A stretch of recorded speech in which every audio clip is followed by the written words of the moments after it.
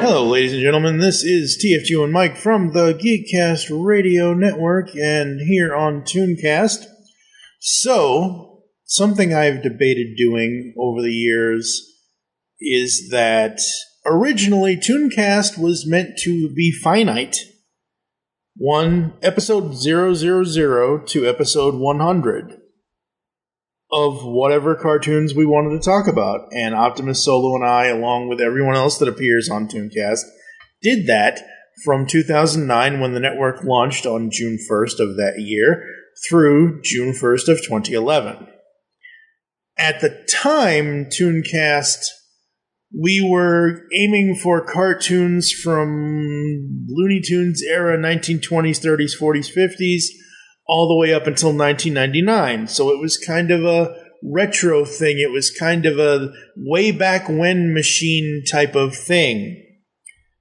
When I launched ToonCast Beyond in 2011, it was supposed to be cartoons from the year 2000 to whenever now is. It's kind of like how Bruce Timm explains the Batman Beyond future. It takes place 50 years from whatever the future is now. Obviously, we now know that the Batman Beyond future is 2038, 2039, 2040, etc., etc., etc. Holy crap, we're only a decade or so away from being in the Batman Beyond future. So, there was two shows. There was ToonCast Classic and there was ToonCast Beyond for two very different eras of cartoons. Well, it is now 2022. ToonCast Beyond is 11 years old at this point. ToonCast Classic is however the hell old. 13, I believe, if I'm doing the math right in my head, which I don't like doing math in my head. I prefer never mind. Anyway, so yeah. ToonCast Beyond is 11 years old. ToonCast Classic is 13 years old. Whole point in doing this whole spiel is that I had Steve Megatron combine both feeds. So if you ever listen to ToonCast, if you ever start at the beginning, you're going to get ToonCast Episode 0 through ToonCast Episode 100. And then you're going to get ToonCast Beyond Episode 0 up until ToonCast Beyond Episode 82. After that, it gets a little wonky, but then it goes back to ToonCast Classic, where we've done the Marvel What If things along with myself and Allison Richards. And we've done other things and interviews and this, that, and the other thing. So the whole point of all of this is to say, currently, ToonCast, overall, the X number of, the 13-year journey that ToonCast Classic and ToonCast Beyond have been on is now an all-one feed, which means we have, not counting doubles, which I've already deleted, we have 283 episodes of ToonCast. So, what you're about to hear is the 284th episode of ToonCast. Even though in the episode I say it's episode 331. So yeah, please enjoy ToonCast episode 284 with myself and longtime friend of the show, longtime friend of the network, Andrew Sketch Hingson, where I get his origins in cartoon habits. Up next, here on ToonCast, unleash the Toon in you, and now on with the show. Hey, it's your friendly neighborhood Spider-Man here, and I'm swinging by the GeekCast Radio Network. Hello and welcome to ToonCast. This is episode 331, and yes, I know, folks, you may hear me say 331. Well, that's because I'm trying to combine the classic ToonCast with ToonCast Beyond because I want ToonCast to be an overall show instead of having it be two separate shows, and hopefully we've done that by now, so I am deeming this episode 331. I am, of course, TFG1Mike, and we are continuing on with the ToonCast Origins here on the GeekCast Radio Network. This time around, we have the origins of Toonster, Mr. Andrew Sketch Hingson, who The last time he was on a GCRN podcast was in 2016, question mark? Yeah, that sounds right. It was the top 100 characters. Yeah, top 100 animated characters. Mr. Sketch and I, 1984, have had a lot of fun when I started ToonCast Beyond back in the day, and we talked about a lot of good and bad cartoons, both animated series and films. Because, I'm pretty sure you were on a lot of those DreamWorks films. Some of the really, really bad ones, like Flushed Away. Why would you... Oh, yeah, I think I was on Flushed Away. You were. I know you were. But, between Flushed Away... Clearly, I had nothing better to do. No, well, hey! Hey! So, between Flushed Away and Ratatouille, I don't understand why DreamWorks and Disney needs to make a movie about bathrooms and rats in restaurants. Couldn't tell you. Couldn't tell you. So, yes, here at ToonCast, even though we will be getting back to the cartoon discussions, as time progresses, I've had a lot of changes go on in life in the last 4.5 years. Some good, some bad, and I will talk about those in a different episode, and I will let Andrew... I was going to let him know beforehand, but I'll let him know afterwards, but it's just one of those things. Life happens, and I'm resettling myself in a new town, in a new state, in a new apartment, and I'm not back up to full... I'm going to watch the first 5 episodes of Thundercats, blah, blah, blah, and then have a podcast recording with Optimus Solo. And Optimus Solo just moved from from Rockford, Illinois, to Florida somewhere. So he's in transition as well. So the cartoon review stuff will be coming back. Until then, though, I will be doing cartoon origins here on ToonCast. We have 30 questions. All about cartoon watching habits. Number 1, did you grow up watching cartoons, and what were some of your earliest cartoon memories? Oh boy, yeah, I did. Definitely watched a lot of cartoons growing up. I think actually one of my earliest cartoon memories, and I would have been 3 years old when the pilot of Ninja Turtles aired. I definitely remember the TV Guide ad. I'm not sure if I caught it live, but I feel like I did. And that's pretty far back. When I was 3 years old is when that came out. And around that same time, the first, the DuckTales first season, which was airing in syndication.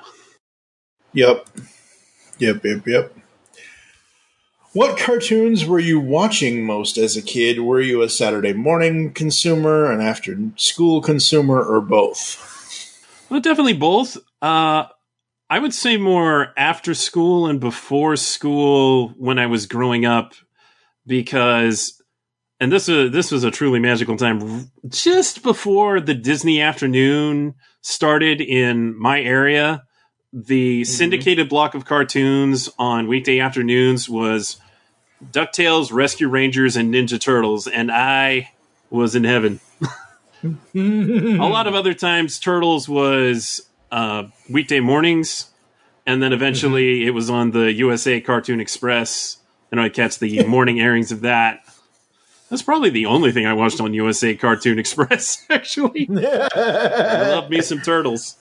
And then, of course, when Disney Afternoon came out, I was way into that. I liked Tailspin, but not nearly as much as Darkwing Duck. I loved Darkwing Duck. So after school was definitely a big time for watching cartoons, even into my teenage years, because in my teenage years, and I got Cartoon Network, then there was the Toonami action cartoon block in the afternoon from like 4 to 6. And that was a very big cartoon block for me.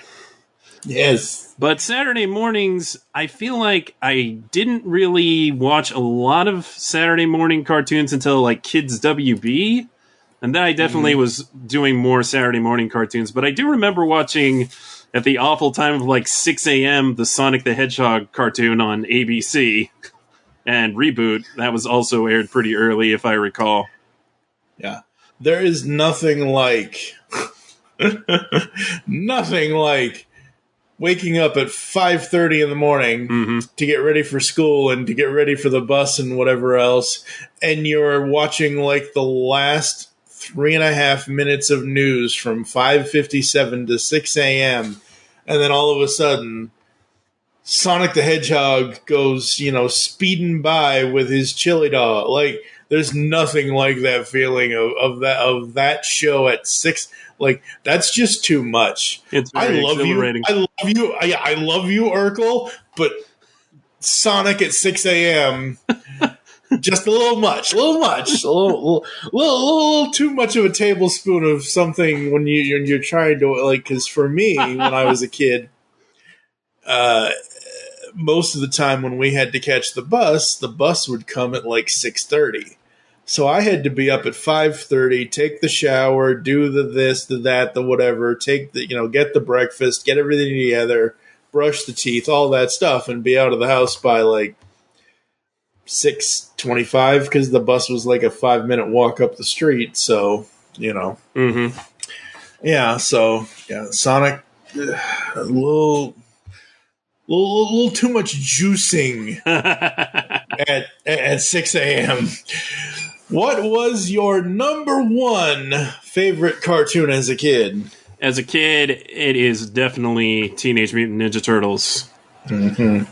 If there was anything that was close to second place, maybe either Darkwing Duck or Animaniacs. Mm-hmm. But it's probably Ninja Turtles. Cool. So, do you have other cartoons? Did you have other cartoons that you liked? Do you have a favorite cartoon genre type? I like all manner of cartoons. Growing up, I really liked superhero shows, Spider-Man, Batman. Wasn't too into X-Men, but I definitely was into Superman, Batman, and Spider-Man. The Tick. I like the comedies, the Warner Brothers comedies, Animaniacs, Freakazoid, and Tiny Toons, of course. And even before that, Tasmania. That's a good one, too. As I got older, I liked more action-oriented animation. Around the late 90s, when sometime after both Sailor Moon and Dragon Ball were tried in syndication, Pokemon comes along, and suddenly I know what anime is. I saw Samurai Pizza Cats before that in the earlier 90s, and that was a fun show. But I didn't really connect that was a Japanese cartoon. But Pokemon I knew because I read Nintendo Power. I was like, oh, Pokemon, the animation from Japan's coming over. I'm going to check this out. And I was really into that in junior high. And then into high school, I got into Dragon Ball, Dragon Ball Z, Gundam, starting with Gundam Wing on Toonami. That was because I unfortunately didn't pay nearly enough attention to shows like Gargoyles. Gundam Wing comes along and I'm like, wow, this is a cartoon where I'm not sure who the good guy is. This is compelling. Obviously, if I had paid more attention to Gargoyles, I would have dawned on that way sooner. But what can you do? I rectified it eventually. But Toonami keeps introducing lots of different anime, a lot of giant robot shows, a lot of space sci-fi stuff, and a lot of martial arts stuff. And kind of the later 2000s, I got into Naruto, which seems like a natural progression after Ninja Turtles, right? An anime about ninja. Though I kind of fell off of Naruto by the time the 2003 Ninja Turtles comes along, and then I was way into Ninja Turtles again. There was just a kind of a lull period in the late 90s to the early 2000s, but I was so hyped for more Ninja Turtles in my high school days. Yeah. For Ninja Turtles to come back. Yeah, well, that's the funny thing about specifically Transformers and Turtles. So Generation 1 for Transformers, as everyone knows, ran from 1984 to 1987. Turtles ran from 1987 to 1996. yes, there was Generation 2 for Transformers, but those were just repackaged G1 episodes. But we did, we had that in syndication, but there was no new Transformers cartoons until 1996. Whereas from 96 to 2003, there was no new Turtles stuff between the first, between the 87 series and 2003. It's funny how that happens and that goes. And what I've noticed with animation and even anime, I am a noob when it comes to anime. Like the closest thing I come to anime, and it really isn't even anime, is Steve Bloom as the voice of Tom on Toonami. Like that's like, it's not that I dislike the stuff. It's just, it's not my thing, and that's okay. I respect it for what it is, and I watched. All right, so you talk about Pokemon. How big of a Pokemon fan were you? Oh man, in junior high, I was pretty deep into Pokemon. I had the cards, I had the games, I watched the anime. I missed one episode of Pokemon in syndication, and I was devastated. Just devastated. It's ridiculous now that I think back to it, but yeah, I was definitely into it for a short time. Because for me, growing up, I watched it here or there. I knew all the characters. I knew Squirtle, I knew Pikachu, I knew Ash, I knew Misty, I knew Brock. Jesse and James and Team Rocket and Meowth and all of that. And I remember what a big deal Mewtwo was, and I was like, oh God, okay, you guys can have it. No, it was. I know it was, and I respect it for that. My point in bringing all of this up is that Pokemon, if I was going to get into anime, Pokemon was the show. And then like a year, I don't know how much after it, but all of a sudden here comes Digimon, and I'm like, wait, what? Yeah, and then all of the Pokemon clones fall into place. So everybody wanted a piece. Yeah. So how much of a Digimon fan were you, or did you just stay in the Pokemon camp? Yeah, actually, I really liked Digimon early on. I liked the first 2 seasons in particular. By the time the second season was coming out, I was kind of like, should I really be watching this? I mean, it's obviously a show for younger audiences than me, a sophisticated teenager. But it was kind of a guilty pleasure. At that point, I think I was probably not watching Pokemon as much because Digimon was kind of cooler. The creatures could actually talk and turn into like really big monsters. It was kind of cool. I didn't really get into any of the other monster battle shows. Like a lot of people roughly my age were into Yu-Gi-Oh. Nah, not me. Really?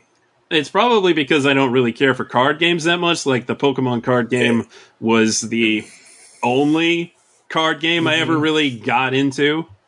And yeah, so when my friends started playing Yu-Gi-Oh, I was like, whatever. Good for you. Like,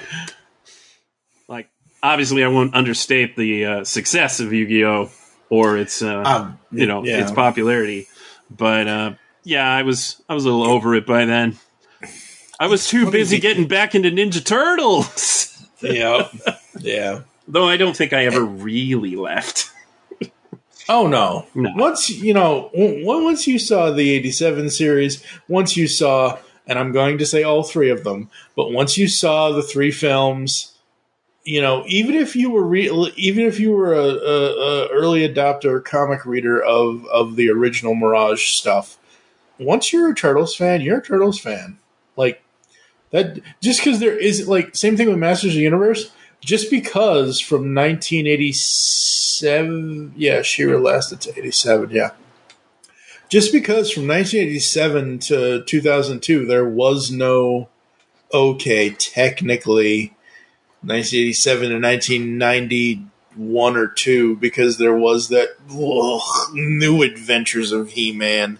But let's just say from Filmation to Mike Young Productions, just because there wasn't anything doesn't mean that you being a fan of it goes away. Like, you're still a fan of it. And that kind of ties into question 6, which is, how often do you go back and rewatch any of the cartoons you grew up with?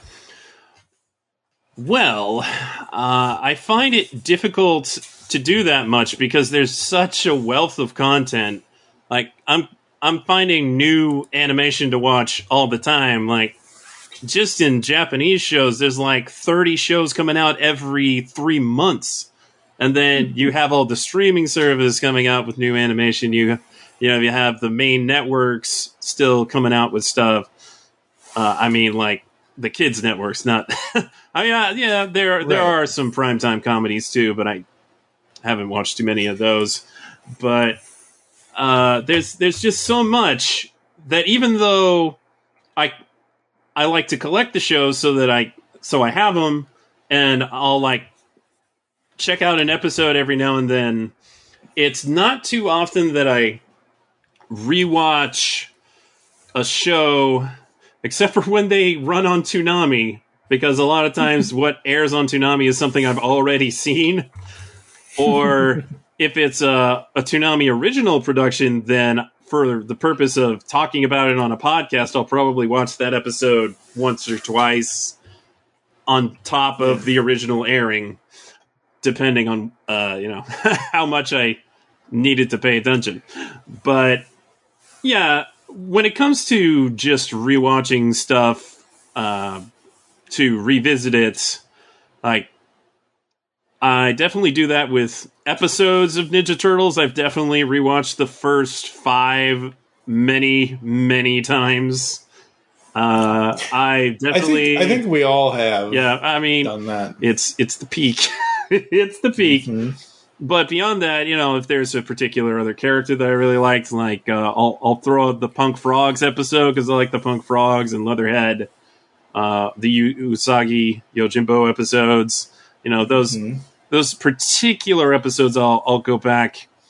There was a point where I was like trying to rewatch the 2003 Ninja Turtles. There's a lot of episodes, so yeah. I didn't get too far into that. And likewise, I enjoyed watching the 2012 show as it was airing, but I don't have much of a desire to rewatch it. It's the darndest thing. Yeah, it's one of those things where, and again, this actually ties in. We were talking about this off air, how I don't feel like we should hold up cartoons to see if they're, the best and or worst from our childhood. Like, I said off air that most of these cartoons, whenever they were made in the time that they were made. They, like, 87 Turtles was not made to almost 40 years later say, oh, this really holds up. And the funny thing about the 87 Turtles is this past Christmas, for myself, I grabbed, finally, after all these years, I grabbed the Turtle Van 23-disc DVD set for Turtles. You paid way too much for that. Yeah, probably. A whole set? Conseco bet? Tell me you didn't pay money for this. Yeah, I know. I listened to you talking about the status of the discs in the case, and let me tell you, there is a worse situation. If you didn't buy the Turtle Van, if you buy the complete set that they put in like Walmart now, all the discs are like stacked on each other on not enough rings. God. It is horrendous. The only reason I bought that set is because this is the only way that you can get that entire series digitally, is if you buy it at Walmart in person, then you scan your receipts on Voodoo, and then you get all the episodes to stream. And that I don't touch that box set. I just stream them. Because, yeah, honestly, you're better off just buying the individual sets. They all have pretty neat box art anyway. Though you might say the Season 3 set as opposed to the individual volumes, or the Season 7 set as opposed to the individual volumes. Gosh, I actually got the individual volumes for Season 7, which came with turtle figures. That was stupid. I mean, it was neat at the time. It was celebrating the 25th anniversary. Yeah. Mm-hmm. Yeah, it's fine. But so when I rewatch shows, I tend to go for the small commitments, like some of the Adult Swim shows like Harvey Birdman, Attorney at Law. I'll rewatch episodes of that. Space Ghost, Coast to Coast, episodes of that. The Breck Show, C-Lab 2021, those early Adult Swim shows, because they're very short. There's not that many episodes of them, so it's not a big commitment. I'll just throw those on. Futurama, I used to rewatch a lot, but I don't do so much these days. There was a time period where streaming wasn't really going yet, and I didn't have a lot of TV access. And in that period, I was watching my DVDs, and that was when I was revisiting 80s Turtles, 2003 Turtles, various anime. But as far as big commitments that I have rewatched goes, and this kind of sounds ridiculous, there's a show called One Piece. It is my favorite anime, my favorite show, period. My favorite media, even more so than Ninja Turtles, or at least they're neck and neck. And I kid you not, in Japan, it's over 1,000 episodes. Over 1,000. And the first, I want to say, 200 to 300 of them, I have rewatched probably 5 times. Which is crazy, I know. Wow. Now, obviously, I haven't rewatched all the episodes that many times, but like the first 203 episodes, yeah, I did it.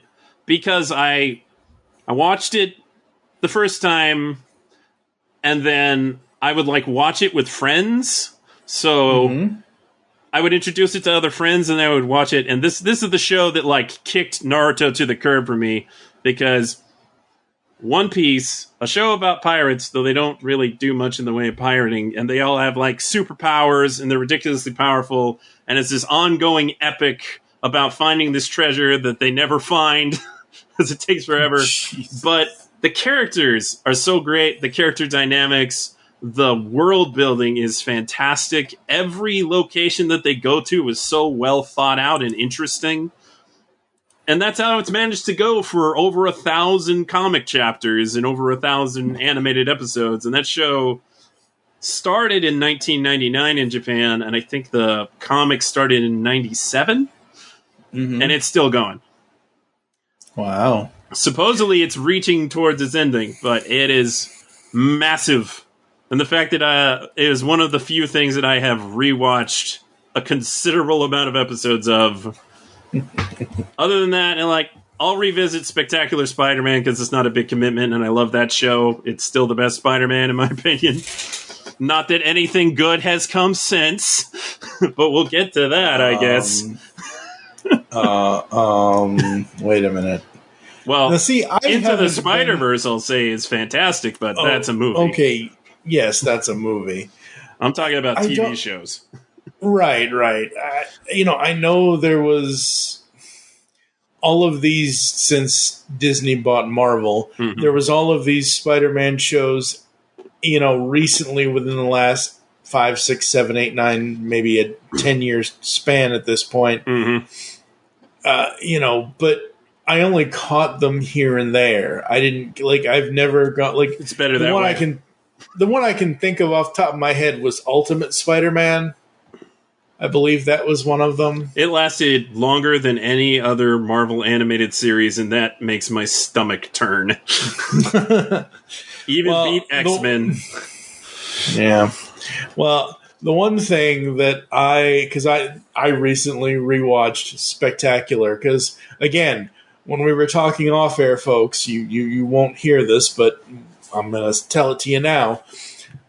We did. I don't remember this, but we did do an episode on Spectacular Spider-Man on ToonCast Beyond back in 2013, 2012, whenever the hell that was. I do not remember a damn thing about it because I haven't been able to find Spectacular Spider-Man until it recently hit Netflix. And it hit Netflix. I'm like, okay, I'm going to watch this. I never had an opinion of the show. I knew Josh Keaton was in it. I knew Gwen was going to be in it and MJ was going to be in it. And I knew Gwen was kind of going to be the best friend kind of thing.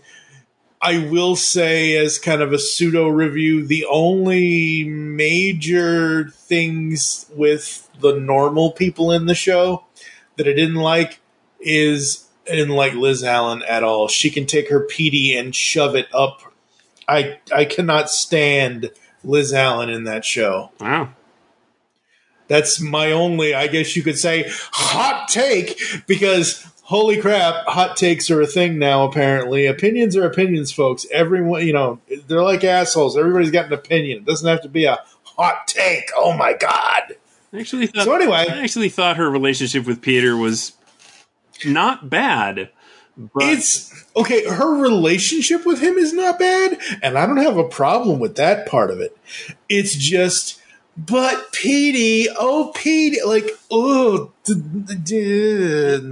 stop. Kind of annoying, yeah. I'll give you that. Yeah, it's just that one thing. Her calling him Petey. And that's the only thing. Like, they can have a relationship. They can date, they can do whatever, even though we all know he wants to be with Gwen. Yes, he does. Yes, he does. And I will say again, before I move on to the next question for you here, is that one of the things I missed out initially when we did, no memory whatsoever, but rewatching it again, and I actually cut the audio out, so I'll probably put it in here somewhere.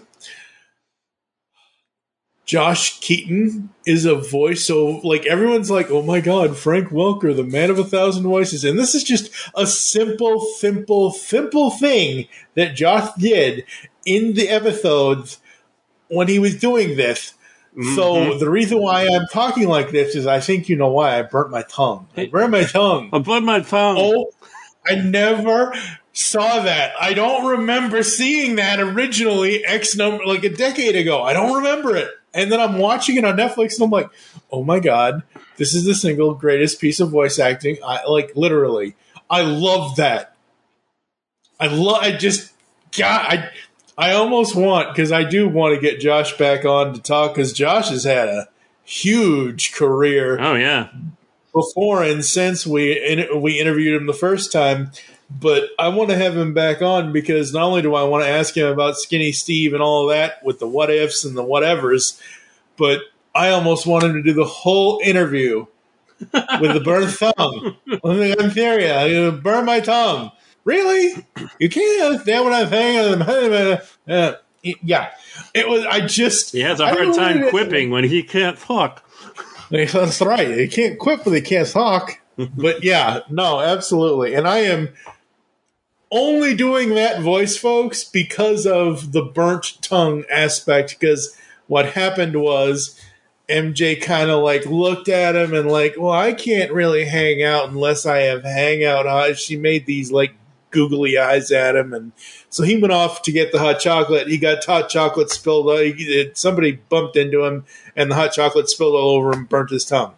I am not sitting here talking like this because I'm trying to make fun of Daffy Duck or anybody like that. You're despicable. Yeah, exactly. I know. I'm the worst podcaster ever. Anyway. Thank you for listening.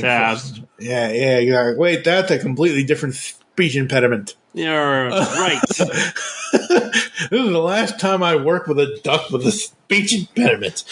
I can't do Donald. You'll find most ducks do have speech impediments. Yep. And others just have egos. Donald.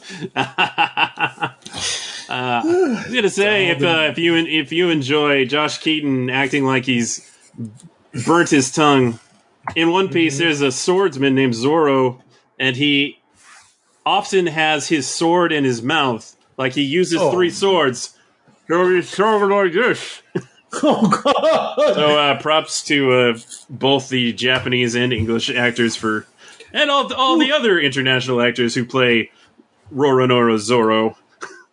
But Chris Sabat definitely does a good job as Zoro doing that.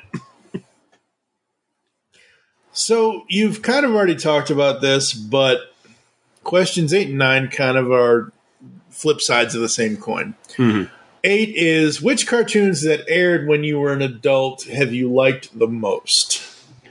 Okay, some more recent stuff. I think Bob's Burgers is very entertaining. I liked Rick and Morty, at least initially. I don't know how I feel about it these days. It's getting kind of up its own hoo-ha. So yeah, I don't know. It's not quite the level that I appreciate something like The Venture Brothers, which is an extremely clever show and very entertaining.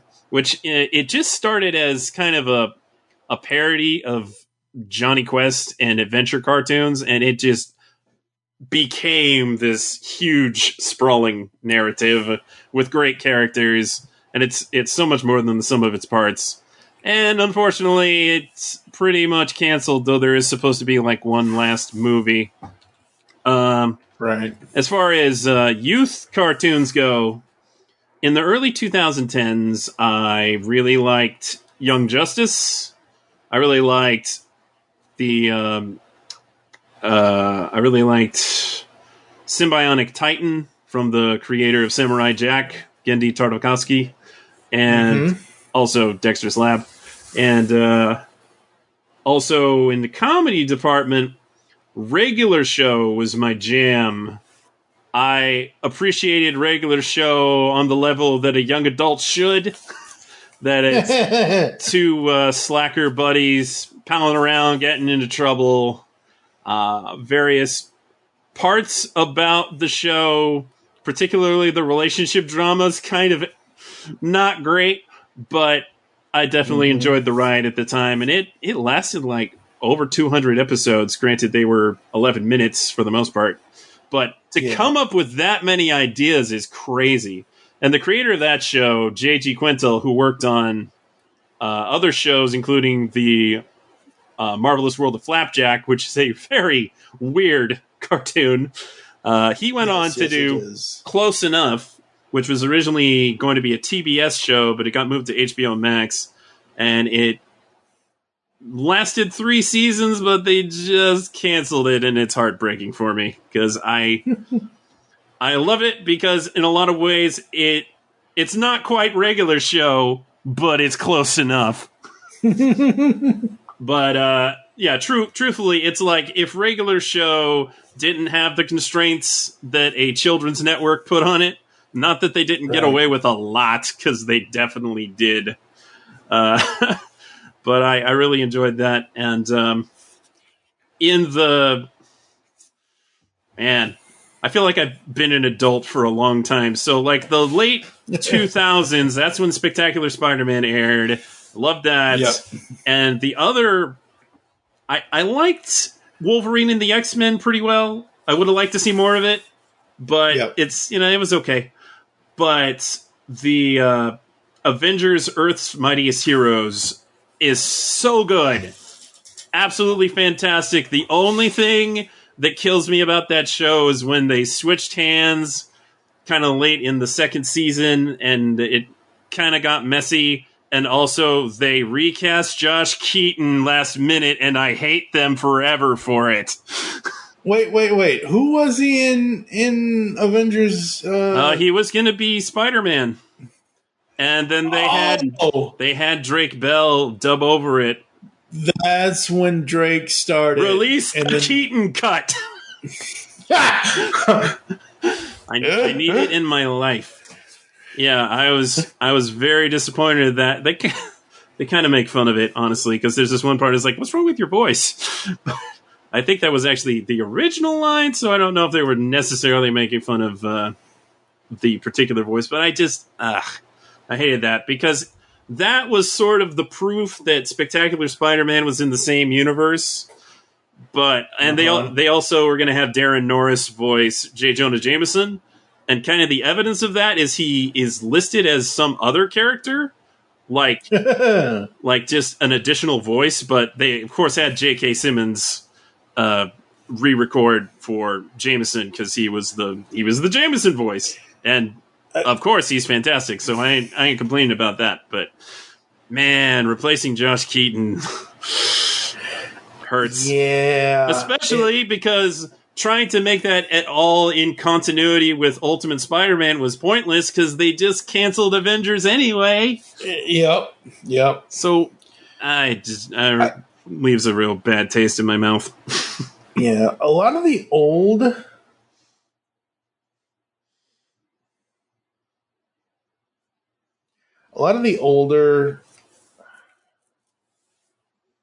cartoons that we initially covered on ToonCast Beyond, the only thing I remember about Earth's Mightiest Heroes is that those first 10 episodes are nothing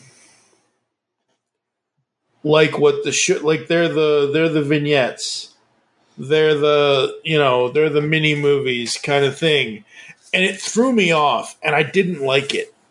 I think it's 5 because it was each of the characters. Whatever it is, what I'm saying is those initial things about that show basically turned me off to that show, and I've never gone back. But now that we live in the streaming world, I can hop on Disney Plus or wherever it's streaming. Like, I wasn't even sure if regular show was streaming somewhere, and then you mentioned HBO Max, and I just looked, and I'm like, oh, okay.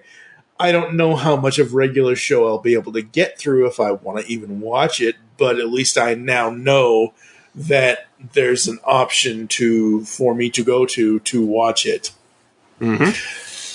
So, the flip side of this coin is that, are there any cartoons you hate or have been greatly disappointed by? I want to say, let's start with greatly disappointed, going with something that I initially very much liked. And that is, I don't like the direction that Young Justice has gone in since it was revived for HBO. Well, actually, it was revived for DC Universe and then continued on HBO Max. It's just not what I want the story to do. They're not delivering on storylines that were initiated in 2010, and I just want them to do that. I know Greg likes to play the long game, but I'm getting annoyed at this point. And they constantly change focus to a different group of characters. And I'm like, what made the first season so great is the cast that was so great. And even in the second season, they're like, well, now you have these new characters. Like, but I want the old characters. And then they kind of rectified that in the newer seasons, but not really. They're just kind of just dipping their toes in there. But there's still major story things like, what is the story anymore? I don't know. It's very convoluted. I tried to explain it to somebody who hadn't seen Young Justice before. I was like, you know what? I give up. I can't do it. I can't do it. So what you're saying is Young Justice has whelmed itself out because it's not it's not under or overwhelming. It's just whelmed. Yeah, it's pretty whelmed. Like, even at this level, it's still a good show, though the production values definitely took a hit. But like, overall, it's still a good show. It's just not a great show anymore, in my opinion, and that pains me because it was such a great show. Like, there were, and I'll get into that later. So another show, and I was never the biggest fan of Avatar, The Last Airbender, but I watched it, I enjoyed it. The Legend of Korra comes along, and I felt like the first season was really strong, But by the end of the 4th season, I was kind of like, I don't know how much I like this show. It's kind of lost me somewhere in there.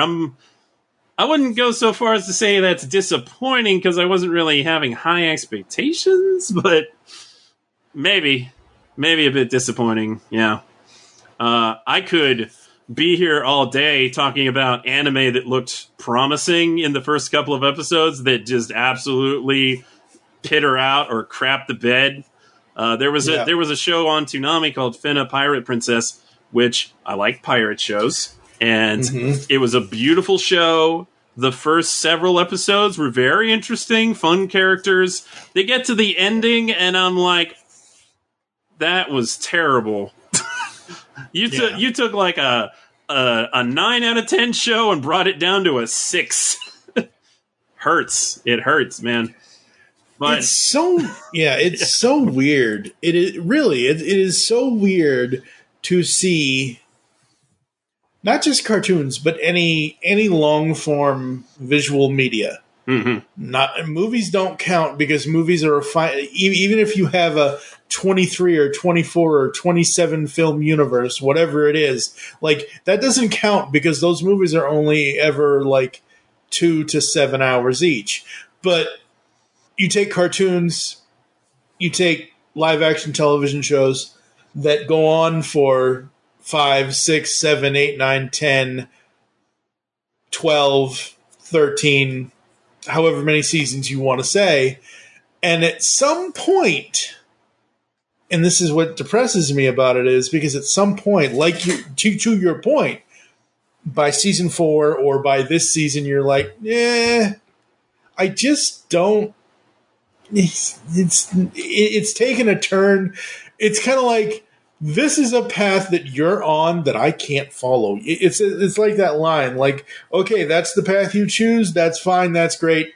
I'm sorry, I cannot follow your you know what I mean? Like, I don't know. It's at this point, I'm thankful that the DCAU ended when it did. It ended before it got bad. Yeah. Have you read the comics? And to that point, I mean, every now and then there's like a sort of in continuity movie that comes out. Oh yeah, I thought the Justice League versus the Fatal Five was that was okay, but that Batman Harley Quinn movie. I don't remember. You'll have to remind, because I don't want to try to look it up. You'll have to remind me, who was the voice of Dick Grayson in that? Oh God, I don't remember. But anyway, was it Neil Patrick Harris? It was either Neil Patrick Harris or it was. I know it was not Lauren. I don't think it was Lauren Lester. Okay. It was. Maybe it was. No. United. No, I think it was. No, oh God, it was, because I remember this now. This is the only thing I remember about this film. So because they wanted to, I guess, tie it into DCAU, Kevin returns as Batman. Lauren returns as Nightwing. It was Lauren. Oh, gosh. Yeah, it was. And the only reason why I remember this is because of this line that I will place right here, even though I'm going to probably edit the next thing I say out. So just for your own edification, stop laughing so I can have an edit point, please. Just for your own edification, what he said was, the things I can't do for Gotham, or the things that I do for Gotham. He said one of those lines, like one of the, like, I think it was the things I do for Gotham. Yes. And obviously people would have just heard it just now, but yeah, that's the only thing I remember from that film is him saying that line. So now I got to talk about some cartoons that I flat out didn't like. Okay, and that is long list, and not really. I mean, I really liked Dragon Ball, but I hate Dragon Ball GT, as most Dragon Ball fans should.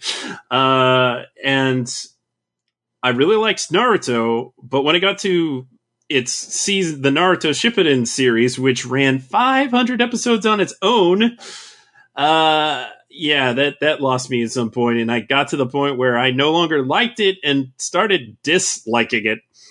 But beyond that, in the late 2000s, Cartoon Network was playing the crap out of Johnny Test, and I couldn't stand it. So I don't believe that I was actually on that Johnny Test episode. But maybe I was, and suffered through it. I am pretty damn sure you were on the Johnny Test episode, because I don't generally do this. Usually I have a bevy of co-hosts that I can just message privately and say, hey, would you like to be on this podcast? And I think Johnny Test was one of those episodes where I'm like, okay, public announcement time. Anybody want to be on the Johnny Test episode? And I think you were the one that raised your, I still need to fix the audio file, but Andrew Sketch1984 Hingson, Maybe I wanted to tear it a new one. April 8th, 2015. And you know what? Johnny Test is... Okay, so he's what? 9, 10, 11, 12. He's somewhere before he's a teenager, he's right? He's an obnoxious kid. That's what he is. Okay, fine. But my point is that... The dog was cool. Yes, Dookie is cool. My point is that he's not Dexter age, or he's not Rugrats age, or he's not, you know what I mean? Like, he's supposed to be that 10, 11, 12-year-old boy like we were he's in the late Rugrats 80s. all grown up age. Oh, God, stop it. Yeah, that show wasn't too bad. No. But my point is that Johnny is supposed to be that kid that's somewhere between 10 and 13, where he just wants to be a kid. He wants those simple summer pleasures. He has his best friend dog that can talk him into anything. And then he has these evil, twisted twin sisters that make him do all this stuff. And yeah, but there's way better characters in that rough age range that are far more tolerable, like Maximilian Goof. Never had a problem with him. Or PJ. But I will say that the Huey, Dewey, and Louie and Quack Pack are kind of bad. Did the voice actors change between DuckTales and Quack Pack? Yes, because they're not all Russi Taylor. There was like E.G. Daily and I forget who else. Yeah. So, you're right. I mean, I still like Johnny, though, because I like what he represents and what that show represents. And besides, it's friggin' Ian James Corlett as the dad. That is good. Anytime Ian does anything, I absolutely love it, because it's just, he's a great voice actor. All right. Any other ones you want to mention that you particularly hate? I wouldn't say hate, but there was definitely a time where, like Johnny Test, Cartoon Network was overplaying a particular show, and it was Scooby-Doo. And I find Scooby-Doo fine in small doses, and I really liked Mystery Inc., but they just played it way too much, and I was tired of seeing Scooby-Doo. And then they started playing it on Kids WB, and then there's even more Scooby-Doo. So I never hated Scooby-Doo, but I definitely grew to dislike its presence. And when it comes to cartoons that I just wish did not exist, pretty much every Marvel cartoon since Ultimate Spider-Man. Except What If. Except What If, yeah. Because they are just so not good. The Guardians of the Galaxy show was okay, but the Avengers Assemble was not good. it's kind of gotten better as they shuffled the lineup, but it's too beholden to the MCU, but in weird ways. But it still tries to do its own thing. But like, I just think they look terrible, all of them. Especially that Hulk show. My gosh, the Hulk show had bad production value. Hulk and the Agents of Smash? Yeah. That one was at least kind of entertaining. Didn't last very long. But no, it didn't. Ultimate Spider-Man was super obnoxious. The Avengers show, the Avengers were acting like children, fighting over cookies. And I was nope, I'm done. I mean, if I wanted to watch that, I'd watch Superhero Squad show, which is amazing. Yes, that is a good show. Yes, that is a good show. The late 2000s period of Marvel cartoons were great. The Superhero Squad show, Wolverine and the X-Men, Avengers, Earth's Mightiest Heroes, and Spectacular Spider-Man. All good shows, well worth watching. Pretty much everything ever since Disney bought Marvel has been mediocre at best. And it pains me, because I like the MCU for the most part, though in more recent times I've been kind of disappointed by multiple things on that front. But I won't get into that, because it's not about cartoons. That's a discussion for a different podcast that we can have at a later date. Thankfully, What If was good. And yes, absolutely. I want to see the Spider-Man freshman year. Gosh, I hope it's the first good Spider-Man since Spectacular. Yeah. Like, I've given them all chances, and I just, no. No, they're not good. Yeah, they're not good. That's the whole MCU. We will have an MCU episode at some point on Geekcast Radio, because I eventually want to do something on Geekcast Radio or on our other show, Studio 2009, where we sit and review the films, but we review them in chronological order. So you start with First Avenger, you go to Captain, you know what I mean? Like timeline order. Mm-hmm. That's the way I want to do it now. Yeah, you can do that now. Yeah, exactly, because all 23, 24, 25, but what I'm going to say here is that after Endgame, other than What If and some other things, this Phase 4 stuff, man, I don't know. Like, I'm not a horror person, so I probably won't end up watching Doctor Strange in the Multiverse of Madness. However, I will more than willingly read the Wikipedia article to see what I'm missing. Is, you know what I mean? Like it's kind of like that thing where it's not really a horror movie. Okay, but I'm saying there are horror elements in it because, hello, it's a Sam Raimi film, and anyway, whatever.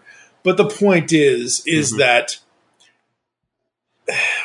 some of the stuff is like, it's like that old saying when you're at an office job or something and the boss calls a meeting. This meeting could have been an email. This meeting could have been a phone call. Some of these Phase 4 things could have been something else. Yeah. I'm not saying that about Doctor Strange. I'm saying that about stuff like Eternals and whatever else. Eternals probably should have been a series so they could actually flesh out the characters. Yeah, you think? But most of the series I feel like should have just been a movie. Yeah. And they usually go on too long. Like, the middle is the worst part. And sometimes the ending is okay. Yeah. Sometimes. But sometimes I digress. Yeah. But I just remembered something else that I wanted, another axe to grind, because I was very, very deep in my loyalty to Ninja Turtles. So basically any Ninja Turtles knockoff, not for me. Except I made an exception for Mighty Ducks. Probably because they were ducks. Yes, you can't. No, I refuse to let you. I got a duck bias. It's not okay.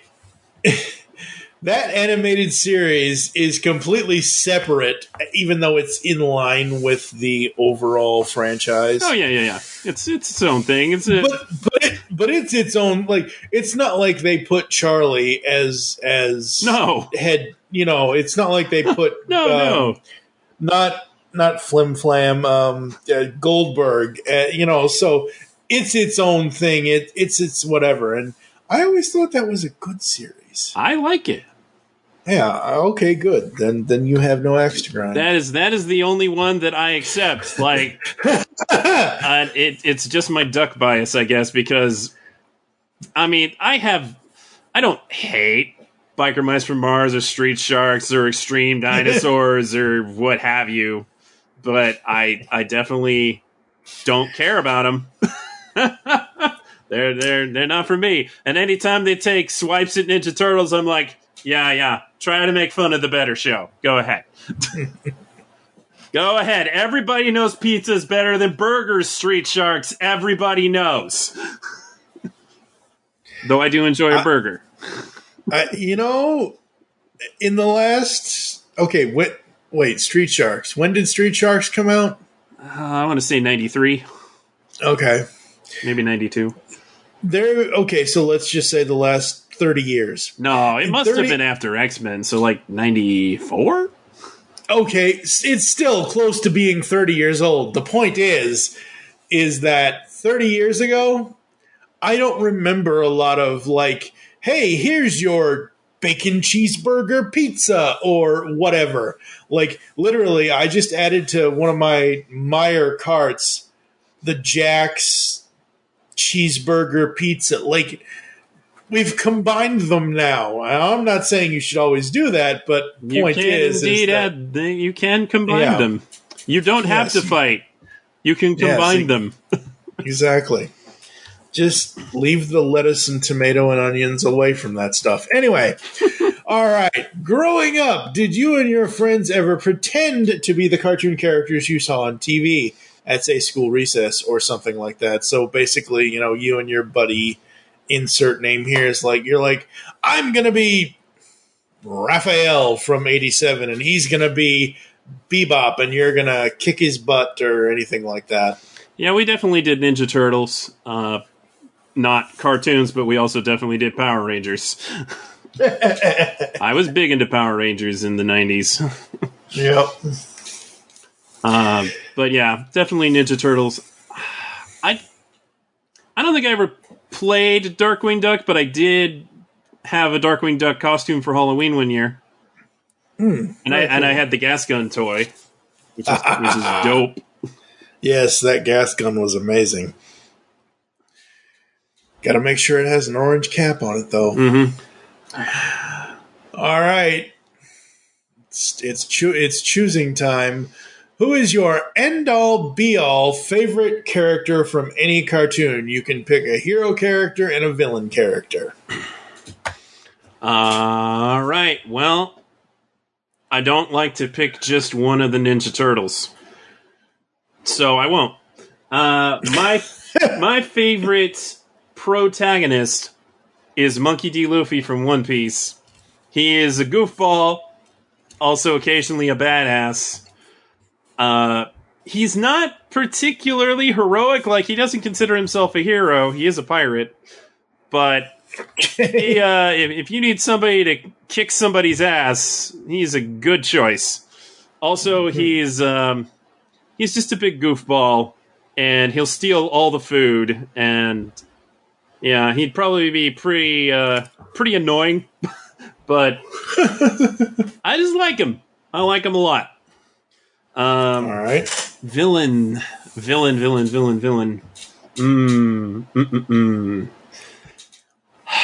Oh, man.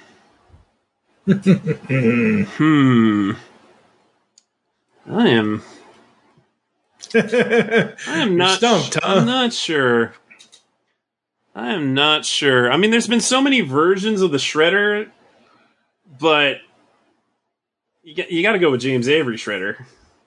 Yeah. Bouncing off of Pat Fraley's Krang. They were just the best bad guy duo. I love those guys. Yeah. So, probably them. They really were. All right.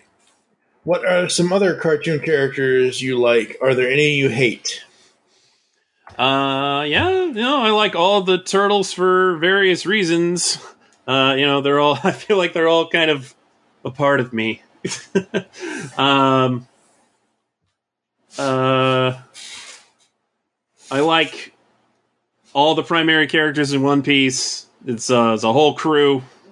There's the swordsman, Zoro, the sharpshooter, Usopp, who also comes up with inventions. There's the navigator, Nami, and the archaeologist, Robin. She's fairly stoic. And the really ridiculous cyborg guy, Frankie. He's a lot of fun. And a skeleton that plays the violin. I think it's the violin? Yeah, it's the violin. With an afro. He has an afro. And Chopper, their reindeer man companion that is usually very small size, but can actually become quite big. Other characters that I generally like, there's a lot of characters that I like. Yeah, hard to say. I like Coop and Jamie and Kiva from Megas XLR. This gearhead wrestling fan who soups up a giant robot from the future, and his slacker buddy who's voiced by Steve Bloom, and the straight man of the group is a woman from the future named Kiva, and she just kind of tolerates them. So I think they're a fun dynamic. I think Samurai Jack is a great character. No, Jack's not technically his name, I suppose, but the samurai. True. Yes. So many good characters out there. I do like Bebop and Rocksteady. They are fun. And I do like April. Of course, like April and Casey, the various versions of Casey Jones, the more unhinged and the less unhinged. They're fun. So I mentioned earlier that I got the 23 disc Turtle Van set because mainly, really honestly, at this point, after having it, like the only reason why anyone would buy that set, even when it was at MSRP or after it was at MSRP and it was at an ungodly amount of money, you buy it for the Turtle Van so you can display your other action figures with the with a decent Turtle Van. Like, you don't buy it for the DVD storage. But anyway, that's a whole other discussion for another day. Where was I going with this? I've lost my train. But so as I'm watching through this, I'm up to like disc 6 of the 23, and it's like Corporate Raiders of Dimension X. Yeah, something like that. Close to that. But I see Casey, and I'm like, so here's the thing. All as I ever remember from Turtles as a kid, because Turtles hit when I was 7. So it was one of those things where, oh my God, I need the toys. We went out and got all the toys for like $5 each and whatever. And, oh my God. But all as I ever remember is all of the VHS releases. I do not remember watching Turtles on television until somewhere around 94 or 95. And by then, it was whatever it was ended up being kind of thing. So as I'm watching through this show, you're right. First 5 episodes, amazing. Just, it's the best animation. It's the best this. It's the best that. But some of these other I don't remember some of these plots.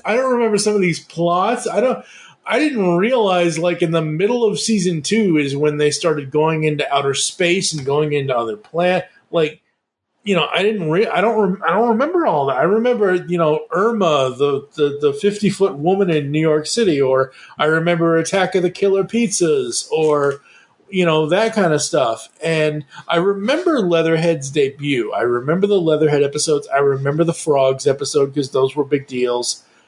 But the rest of this so far, I'm like, what the hell am I watching? And then what makes me so upset, and I don't know what was going on at the time, and there's nothing I can do to change it, but some of the voice acting changes in some of these, like, that's not how you're supposed to sound, Leonardo. That's like Cam Clark must have been sick that day, and they must have put some weird other person in there. You must be thinking of a different turtle, because Leo has always been Cam Clark, but Don and Raph, Raph definitely had substitutes. Okay, well, and that's fine. Mike and Leo didn't. Okay, that's fine. Oh, I'm Shredder just saying, too. Shredder did like for 1 or 2 times, and I know the substitute, and I'm okay with it. It's still always going to be James Avery, but I believe, if my ears are remembering this right, it was Dorian Harewood. I think he did do that. Yeah, because they also had Jim Cummings and, believe it or not, Townsend Coleman at least once. Wow. So it wasn't good. as I'm watching one of these episodes, I'm like, wait a minute, what's 94 Iron Man? What's War Machine? Because Dorian Harewood was the voice of Jim Rhodes in the 94 Iron Man cartoon. I'm like, wait a minute, what's friggin' War Machine doing as the voice of Shredder? What's going on here? This is strange. No. So I'm still making my way through the DVDs. Hey, didn't James Avery take over for War Machine? I'd have to research that. That's we can do that off air. I honestly don't. I think he did, remember. So that would be kind of amusing. I think he did. So that you're right. That would be very amusing. What? Speaking of voices, who are some of your favorite cartoon voices and/or voice actors? Oh yes. Well, I mean, you got to give it up to Mel Blanc, the legend. Mm-hmm. All of his characters truly wonderful. Oh gosh, how do I pronounce his name? Do you know how to pronounce the name of Donald Duck's voice actor? Tony no idea. Oh, I feel bad. I met him once. This was really great. I think like nobody else can do the voice like him. So Bill Farmer, absolutely fantastic as Goofy. Jim Cummings, love Jim Cummings, and especially since the old Disney cartoons and being Darkwing Duck himself, also Winnie the Pooh, and so many other characters. Rob Paulson, of course. I love hearing Rob Paulson in all the things. Townsend Coleman. More recently, I love Josh Keaton. I'm always happy to hear Josh Keaton in more things. And Jason Spizak. I love hearing Jason Spizak. He was Kid Flash and Young Justice and Razor in the Green Lantern.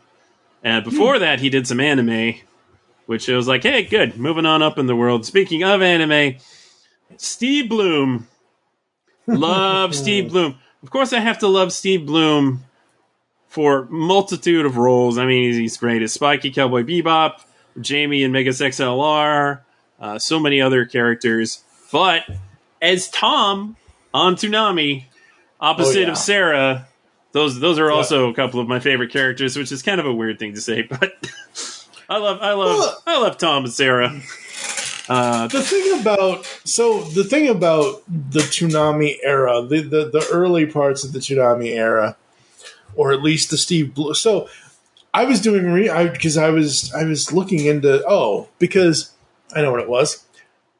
Funko put out a pop of Tom. Yeah, I got that. But it's not Steve Bloom. No, Tom. It's Sonny Strait. It's original 1.0 Tom. It's not Tom 2.0. Yeah. And I'm like, okay, Funko, when are you going to put the Steve Bloom Tom out? Because this is not. When's that happening? So, because of me getting that Funko Pop, I immediately went to YouTube, searched Steve Bloom, Toonami, Tom, watched all. The thing about Toonami, Tom, and Sarah, and all of that, and the ship, and the all of that.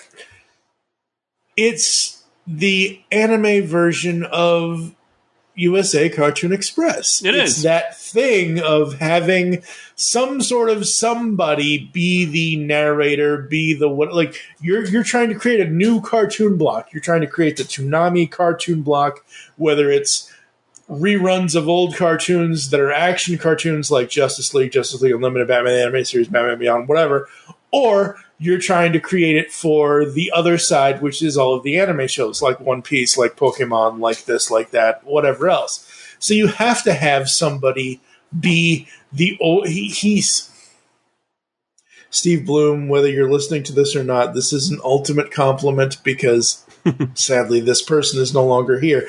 Steve Bloom, Tom, is essentially Bob Saget on America's Funniest Home Videos. That's what he is. And it's amazing and it's awesome and it's really, really cool. I'm sure you'd be honored to hear it. Funko, get on that Tom 2.0 pop, damn it. I bought 3 of them. What more do you want from me? Okay, one was a gift. One was a gift to my friend Jeff Harris, who's a longtime Toonami historian. There you go. Creator of the X-Bridge website, which is defunct now, but the X-Bridge website, a wealth of information on Toonami's earlier years. Yeah. Very cool. I also got him the complete Thundercats DVD set because he's big into Thundercats. Very cool, very cool. Yeah, but there's so many more actors. So Sonny Strait was the first voice of Tom. He was also Krillin in Dragon Ball Z, the bald guy, the little bald guy. Mm-hmm. He's Usopp in One Piece, the sharpshooter inventor guy. And he is just so many other anime characters. But one of his best roles is as this squid creature that used to be human in, that's kind of a spoiler, a squid creature with tentacles is this big yellow squid creature that's trying to teach this class of underperforming students in this prestigious academy that really values their grades. And he's trying to, give them their life lessons and get their book smarts up. And he just plays this character with so many different emotions, and he's absolutely hilarious, and also delivers on the drama when the drama comes. So Sonny Strait is fantastic. He's got his own rig. He teaches classes now. Very cool. Yeah. And another One Piece character, Luffy's voice is a woman. It's Colleen Clinkenbeard, who also was Riza Hawkeye on Fullmetal Alchemist, and Urza on Fairy Tail, and many, many other characters. But she is sensational, whether she's playing a young boy, teen boy, or a woman of any age. She's very talented, and I can't give her enough props. And also Kari Walgren, who was Haruko on Fooly Cooly, was like her first anime role. In more recent years, she's done a lot of Western animation. She's on Rick and Morty. She's in the most recent season of Young Justice. She was on kind of a lot of action shows in the later 2000s. So she's great. Very cool. And just to swing it back around to Mr. Duck, I looked it up. It is Tony Anselmo. Anselmo. So it's Anselmo is how his last name is spelled. So the way I assume, it's Tony Anselmo. Mm-hmm. Now, I didn't look further. Is he still with us? Yeah. I know. Yeah. Okay. But who isn't is Joe Astley, one of the great voices of Daffy Duck. Yeah. Because I love the Duck Dodgers show. Duck Dodgers. And Bob Bergen. Of course, Bob Bergen, Porky Pig, and Billy West. I love me some Billy West. I love Futurama. And Billy West is everybody in Futurama. Yeah, Billy West. And Maurice LaMarche. I was very happy to meet Maurice LaMarche and Rob Paulson one year. Yes. It was the darndest thing. I was at a local convention, I want to say, it was probably like 10 years ago at this point. And Rob was there with Jess Harnell and Tara Strong and Maurice LaMarche and Kevin Conroy, who obviously had the largest line, also Tara, because it was right around the time of My Little Pony Friendship is Magic. Yeah. So they had the big lines. And then, like, Jess and Maurice and Rob, the lines in comparison, I was like, oh, man. But I got to spend some good time with them. That was nice. I bumped into Rob before his signing. Like, he was just walking around. I was like, nobody knows who that guy is. But I do. Yeah, exactly. He's one of my heroes. Yeah. Now, see, if that was me walking around and I saw him, I would just go up to him. I would wave at him. I would then, get a little bit more into his space, and I would basically just whisper to him, Mr. Paulson, I think I'm the only one here who knows who you are. Might have said something to that effect. Yeah. Yes, I need to get Rob back on. I love such a talking treat to him. We've talked to him twice here on ToonCast, and I've only ever talked to Mr. LaMarche once, and he's such a delight. No, he is. Absolutely, he is. I usually, and this is why, and I tell this story all the time, but Maurice LaMarche, I thought he was going to end the Geekcast Radio Network and ToonCast, because usually when I do interviews, I don't really, I prep them by saying, hey, I'm going to ask you this question, these types of questions, whatever. And I will tell them usually, if you want to curse, fine. If not, fine. It doesn't matter. We still tag it explicit anyway because of innuendos or don'ts. And that was it.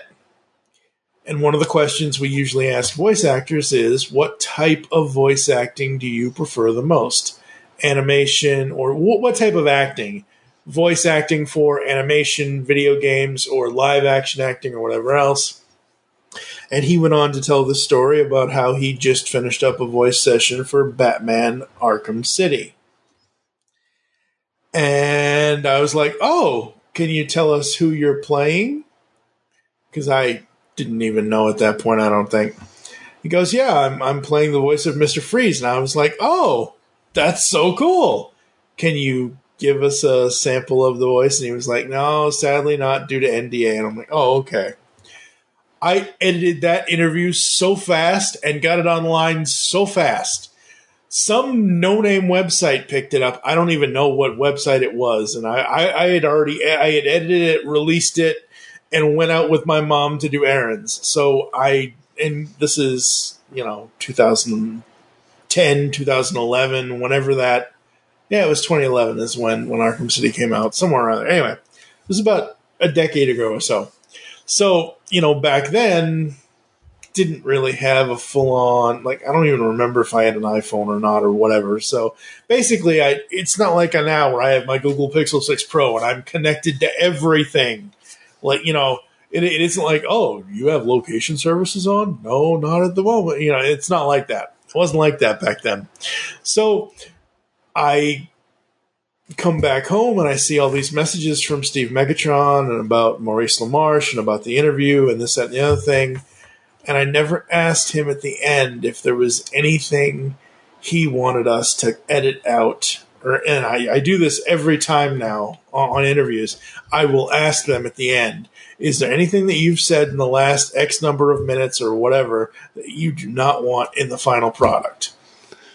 Because this thing blew up. This no-name website grabbed it, and then IGN grabbed it because it's a video game, and supposedly IGN is about video games, sort of, I guess. They grabbed it, it blew up, and I'm sitting here thinking, oh my God, Maurice LaMarche is going to fly from California to Kentucky, and he's going to murder me. And I'm frantically emailing his agent, calling his agent, trying to get a hold of him on Twitter or Facebook or whatever. I'm so sorry. He goes, yeah, there's nothing you can do about it now. It's out there. Oh my God. And I've never talked to him since. I've maybe commented on his post, but I haven't had another interview with him since then. Mm. But that was our biggest, oh my God, we've done something that might put GCRN on the map kind of thing. I love the guy to death. I would love to talk to him again. I would love to have a conversation with him. I know he's such a sweet, sweet man. Him and Rob both. And every voice actor that I know, that, all of them are just so nice. And they're just, people. I mean, I think the second interview with Tara Strong that we did, she was in the friggin' hair salon getting her hair done as we were doing the interview. So, they are regular people, even though they're famous and whatever else. But yeah, no, it's just one of those things. Yeah. Did you ever own anything based on a cartoon? So obviously toys, comics, coloring books, video games, etc. Why, yes, certainly. I had a decent collection of Ninja Turtles toys, but probably a finer accomplishment was I think I got all of the Darkwing Duck toys that Playmates put out. I had the Ratcatcher, I had the plane, I had the gas gun, and I had all the individual figures. So I think I got them all. Okay, Thunderquack, I get.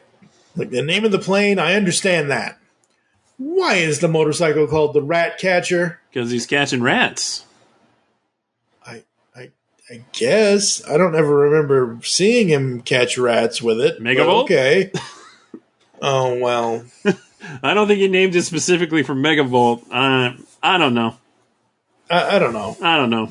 Thunderquack's a way cooler name. Yeah, anyway. Yeah, absolutely it is. The Ratcatcher does have a nice ring to it. I mean, it does if you're, trying to catch Remy and kick him out of the restaurant business because no. I tell you, man, I got a thing about rats. Yeah. But when I saw Ratatouille and you get that scene with all the rats in the kitchen, I'm like, no, too many rats in the kitchen. Too many rats in the kitchen.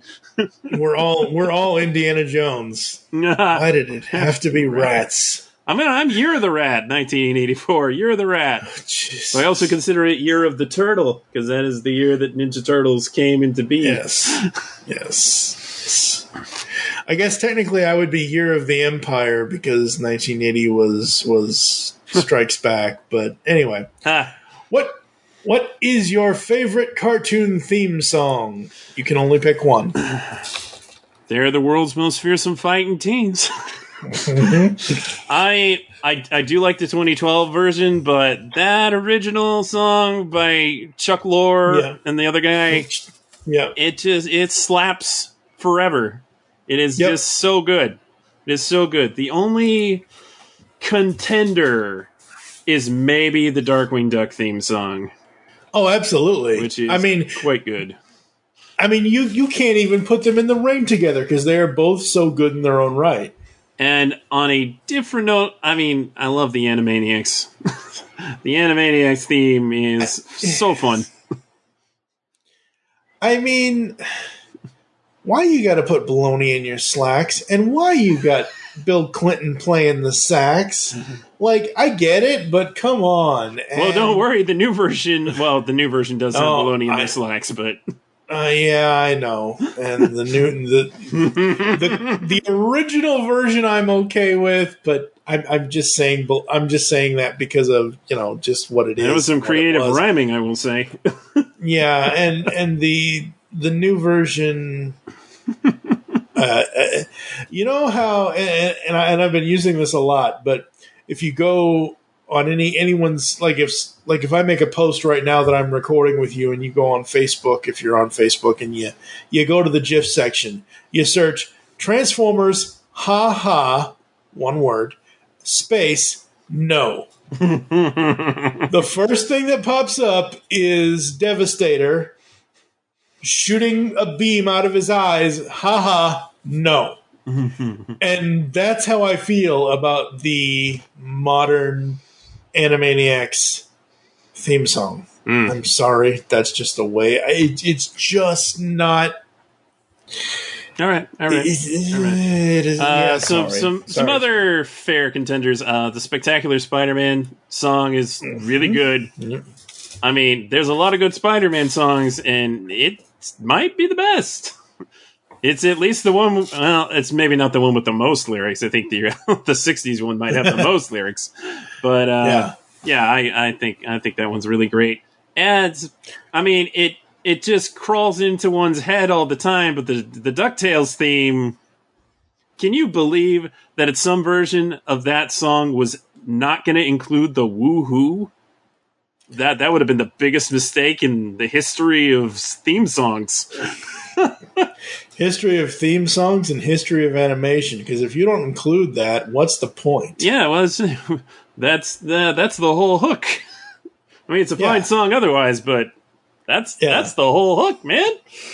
Yeah. Yeah. I mean, that's like if you go back and you re-edit the Goof Troop theme and you take out the yeah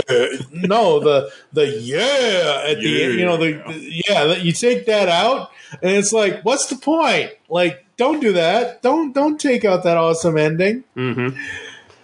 To the Goof Troop. Ba-ba-da-ba-ba-doo-bop. Yeah. How big is your animation DVD or digital collection? Are there any series that you own the entire set of? I have a lot of animated series on DVD and Blu-ray, especially if we count Japanese ones. But American cartoons, I have a lot of American cartoons. I have every Ninja Turtle series on DVD. I have the 80s series. I collected those when they were coming out. I have the 2003 series. I was collecting those when they came out. I have the 2012 series. I collected those when they came out. And I have the 2 discs of Rise of the TMNT. And digitally, I have the first 3 seasons of 2003, and I have all the episodes of the other ones. And it annoys me very much that the other seasons of 2003 are not buyable digitally or on. Give me a DVD box set for. Come on, Viacom, you're leaving money at the table. I mean, it's coming up on 20 years. It is 20 years next year. I need that 20th anniversary box set. Give it to me. Yep. It is nice that it's at least on Paramount Plus. I was just gonna say that it's the whole reason I'm subscribed to Paramount Plus. Exactly. Yes. So I did enjoy what I saw of Star Trek Lower Decks. And there's going to be new Ninja Turtle stuff coming next year, maybe the year after. There's like animated movies featuring the villains. Yeah, nice. Something I heard about that, which sounds promising. So besides Turtles, which the collection is extensive, Spectacular Spider-Man, Avengers, Earth's Mightiest Heroes. I used to have all of Justice League, but I had to part ways with that box set at some point. Why? Money trouble. Oh, okay. Well, yeah, that's it. Yeah. And it was signed by Bruce Timm, man. Oh, no. Very embarrassing the time I met Bruce Timm. I'm like, Bruce Timm, I'm a fan of your work. Well, that was awkward. Yeah. So I used to have more, but yeah, I have not all 1,000 episodes of One Piece. I probably have about 500 episodes of One Piece. Yeah, and I got a bunch of the Disney cartoons as they came out. Darkwing, Rescue Rangers, DuckTales. They just came out with the full set of Rescue Rangers, which is nice. Finally having all of that as opposed to most of it. And I wish they would do that with Darkwing.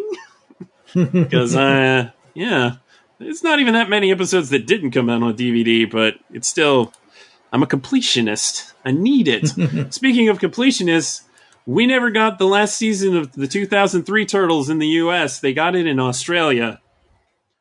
But we did not get it. Paramount Plus? It is on Paramount Plus, but they never put it on DVD.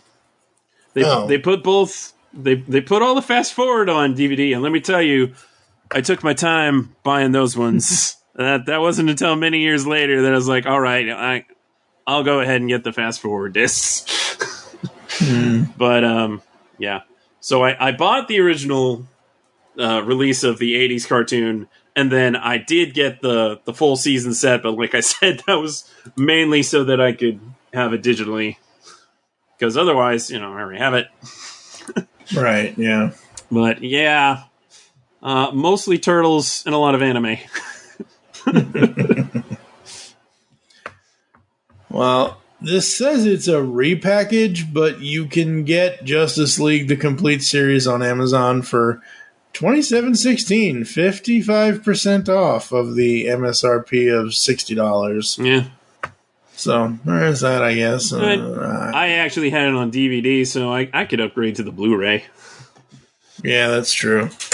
What surprises me just looking here on Amazon is that they don't have, they have season 1 and season 2 in Blu-rays, and then they have Unlimited in Blu-ray, but they don't have a full-on, complete box set like the original DVD. That's what bugs me about it. They'll probably get around to it now that they've already re-released Batman, Superman, and Batman Beyond. Yeah, I did get that Batman set. Oh. And Samurai Jack when they released the whole thing. Yeah, you're talking about the complete series Batman Beyond set with the Funko Pop? No, the original Batman, not Beyond. Oh. Though I will probably pick that up at some point. Yeah, as soon as the Batman Beyond was like, okay, I haven't had that in however long, and it comes with a metallic Batman Beyond. Yep, gotta have it. Gotta have it. So it's still in storage at my dad's, but yeah, no, it's awesome. Some fun odds and ends. I picked up SWAT Cats. Warner Archive released that. I have The Real Adventures of Johnny Quest digitally because that was just the most affordable way to get it. Right. And it's I guess you could still get the DVDs, but it's not like it's streaming anywhere. But sure. Yeah, sometimes you just gotta go with the Amazon Video because there's no better options. Yeah, I was glad to get SWAT Cats actually on disc. That's another sort of Turtles-y show that I am willing to have in my life. I mean, one of them was a turtle. There you go. Barry Gordon. Gordon. He was also a Snork. He was an all-star Snork. All right. Oh boy, I am way down the line here. Let's see. So I think I already know the answer to this, but which cartoons had the biggest impact on your life? Yeah, it's definitely Turtles. I don't think too many cartoons actually affected me in significant ways, formed me as a character. Well, I might have to give some credit to, the McGee and Me video series. Very good morals in those. Very good Skate morals. Expectations is the best one, hands down, no arguments, done, period. Stamp of approval. Skate Expectations is the best one. I like the art focused one. You might think someone's better than you, but there are things that only you can do. Yeah. So it was a fun video series. But Turtles definitely helped form my sense of humor, my interest in action animation. Obviously things like Tiny Toons and Animaniacs also factored into my sense of humor, those 90s comedies, and also old Looney Tunes shorts and such. But but really impacting my life, it definitely would have to be Turtles. And I guess to a lesser extent Pokemon, because it was the first anime that I was really into, and anime is such a big part of everything I do now. But Toonami itself, Toonami as a blog is just as a huge thing, but not in an impactful way. It's just more this is something that I've been talking about for the past 20 years kind of thing. Yeah. But Turtles was both good and bad, because I'm pretty sure I can trace some less than great things back to Ninja Turtles, and that is my dislike of things like body horror and my paranoia of chemicals. Would definitely trace back to Ninja Turtles, because there are some unfortunate souls in the history of Ninja Turtles that turned into grotesque things, and they might have been popular toys, and I constantly see them, and I just can't get over the trauma the first time I saw those characters. They just hang with me. First, it's gross. You ooze, you lose. Yeah. I mean, you really roll the dice when you get oozed. Yes. Yes, you do. So, yeah. And ever since then, I've had probably an unhealthy concern with chemicals. Like, when I was working as a airplane manufacturer and we had all these chemicals around for cleaning, I was like, oh, what could this turn me into? Nothing. It might give you a bad burn, if anything. Yeah. Toxic waste isn't that exciting, actually. Not that I dealt with any toxic waste. This is just more like different kinds of alcohol cleaners. Jesus. Yeah. Oh, Lord. It was, yeah. Ever since Ninja Turtles, I've been grossed out by body horror, and this also carries over to, like, X-Men, because sometimes humans have unfortunate superpowers in X-Men, and it's, yeah, that sort of thing. Or you end up like Senator Kelly in the X-Men movie. That was, disturbing. Poor Senator Kelly.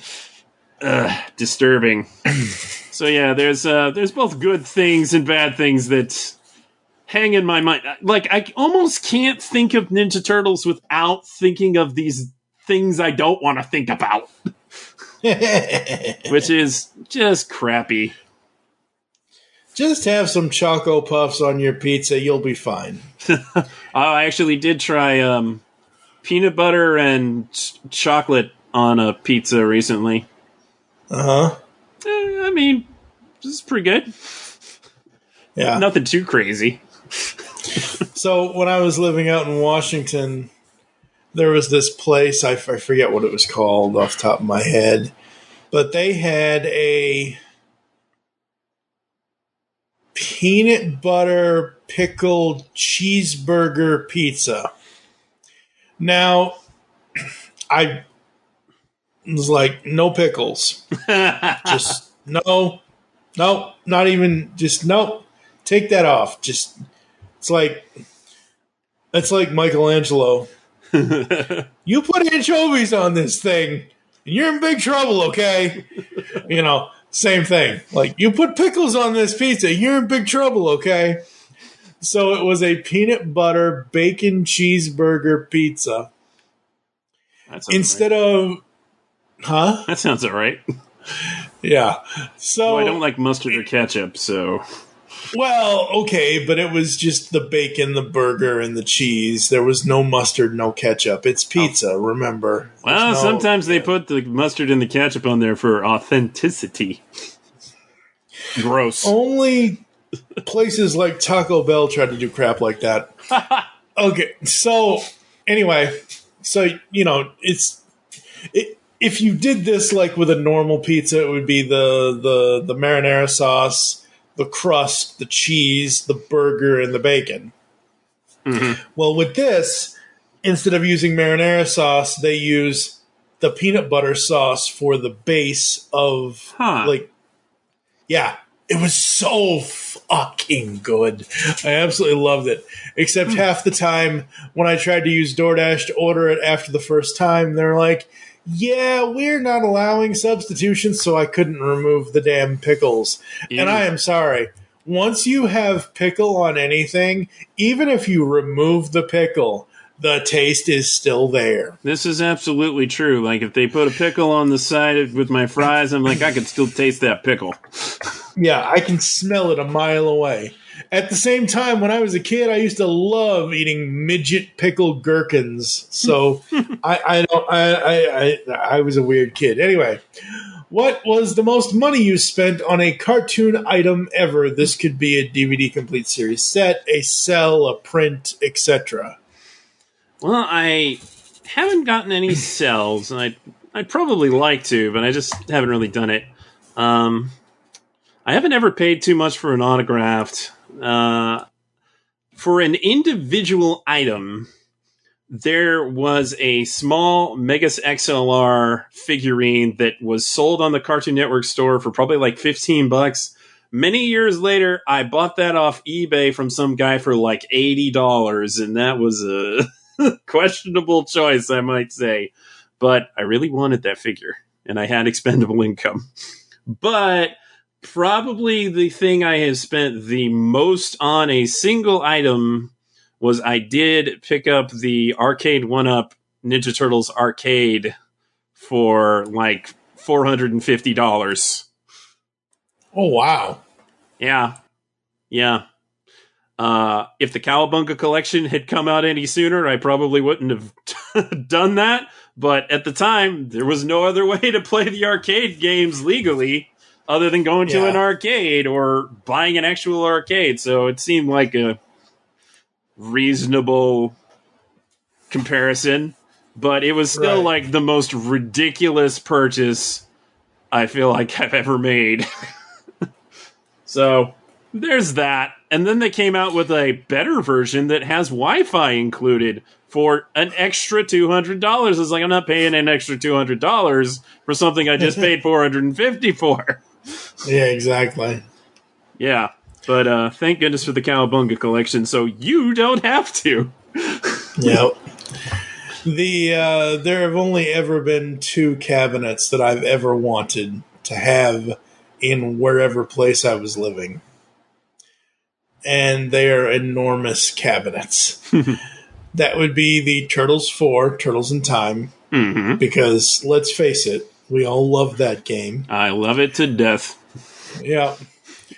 And the original Star Wars trilogy, the full-on sit-down surround set, like literally, I hear lightsabers and blasters coming out of speakers that are like right behind, like that sit-down cabinet, that big display thing that has to be projected onto a wall or a screen. Like literally, those have only ever been the only 2 arcade games I have ever wanted to have at wherever I was living.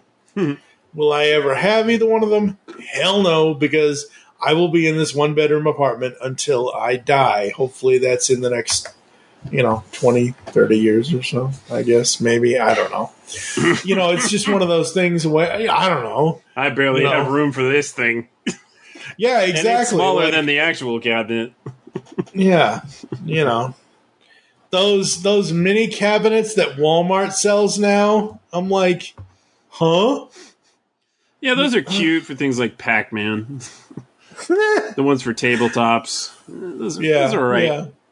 They're all right. But, yeah. Yeah. Do you have my parents wouldn't let me watch that cartoon story? I sure do. Because my parents, at some point, forbade me from watching Ren and Stimpy, but my grandparents would watch it with me. Your parents have excellent taste. Your grandparents, I'm not so sure. Yeah, well, my grandparents, they would let me watch Ren and Stimpy. They would show me recordings of Beanie and Cecil and some other old cartoons. So I think they generally had good taste in cartoons. Yeah, Beanie and Cecil are awesome. Yeah. Bob Clampett. Good stuff. Which they probably like Ren and Stimpy because it's heavily inspired by those kinds of cartoons. But also with a heavy dose of, oh, look at how gross we can make this. Yeah.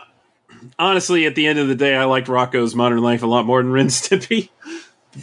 I don't think there was ever a point where my parents said, you can't watch The Simpsons, but I don't think I really did watch it until I was at least 10 or so. And I was a very good boy. I kind of self-regulated So, like, I was aware of Beavis and Butthead and South Park, and I might have caught a moment of them, but I'd be like, this is something my parents would not want me watching. so I'm not going to watch it. And when Adult Swim came along, I was not quite an adult yet, and I took that, like, overly seriously. So I was like, hey, Mom and Dad, I know I'm not quite 18 yet, but there's these animated series late at night. Is it okay if I watch them? And they're like, yeah, that's fine. You're 17. Don't worry about it. And I was 17 watching Aqua Teen Hunger Force and Harvey Birdman and Yu Yu Hakusho on Saturday nights. Cowboy Bebop, Inuyasha. That was the big thing. Yu Yu Hakusho at 11 p.m. on Saturday nights. I was like, it's only 11 p.m. I can still wake up in time for church. It's okay. It'll be okay. Yeah, so, I mostly self-regulated.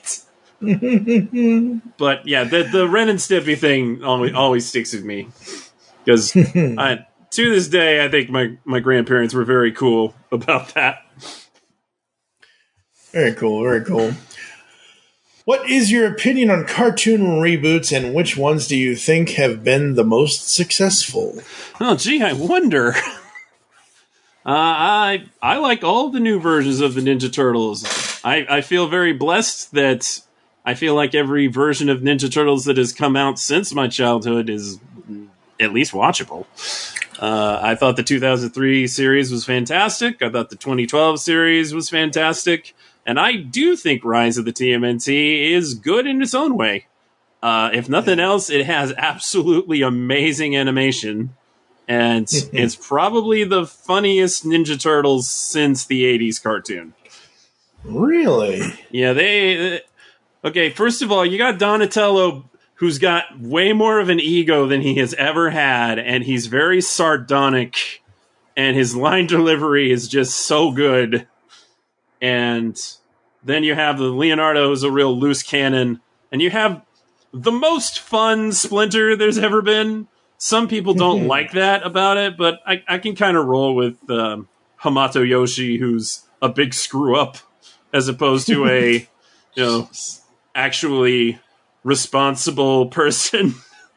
So, like, we had this big responsibility to seal away the Shredder and keep him sealed away, and you were supposed to train all these years. Oh, yeah, I didn't do that. Well, now we have a problem. And that version of the Shredder is just an unhinged demon, which is kind of neat. And they all relate it back to the Hamato clan in cool ways. But yeah, the action animation in that show is just the best Ninja Turtles has ever looked, which is saying something. I mean, if you go back and you look at the... Nah, I'm not going to do that. But I always thought the 2012 show had good fluid animation, even if you weren't really keen on the CG. And it was also very expressive, the character faces. The 2003 show is kind of stiff, actually, especially in the later seasons. But in the earlier seasons, it looked pretty good. They definitely cut corners. You can see that when you rewatch it. But, it had a nice style to it, which I think goes a long way. Another reboot that I thought was really good was the DuckTales.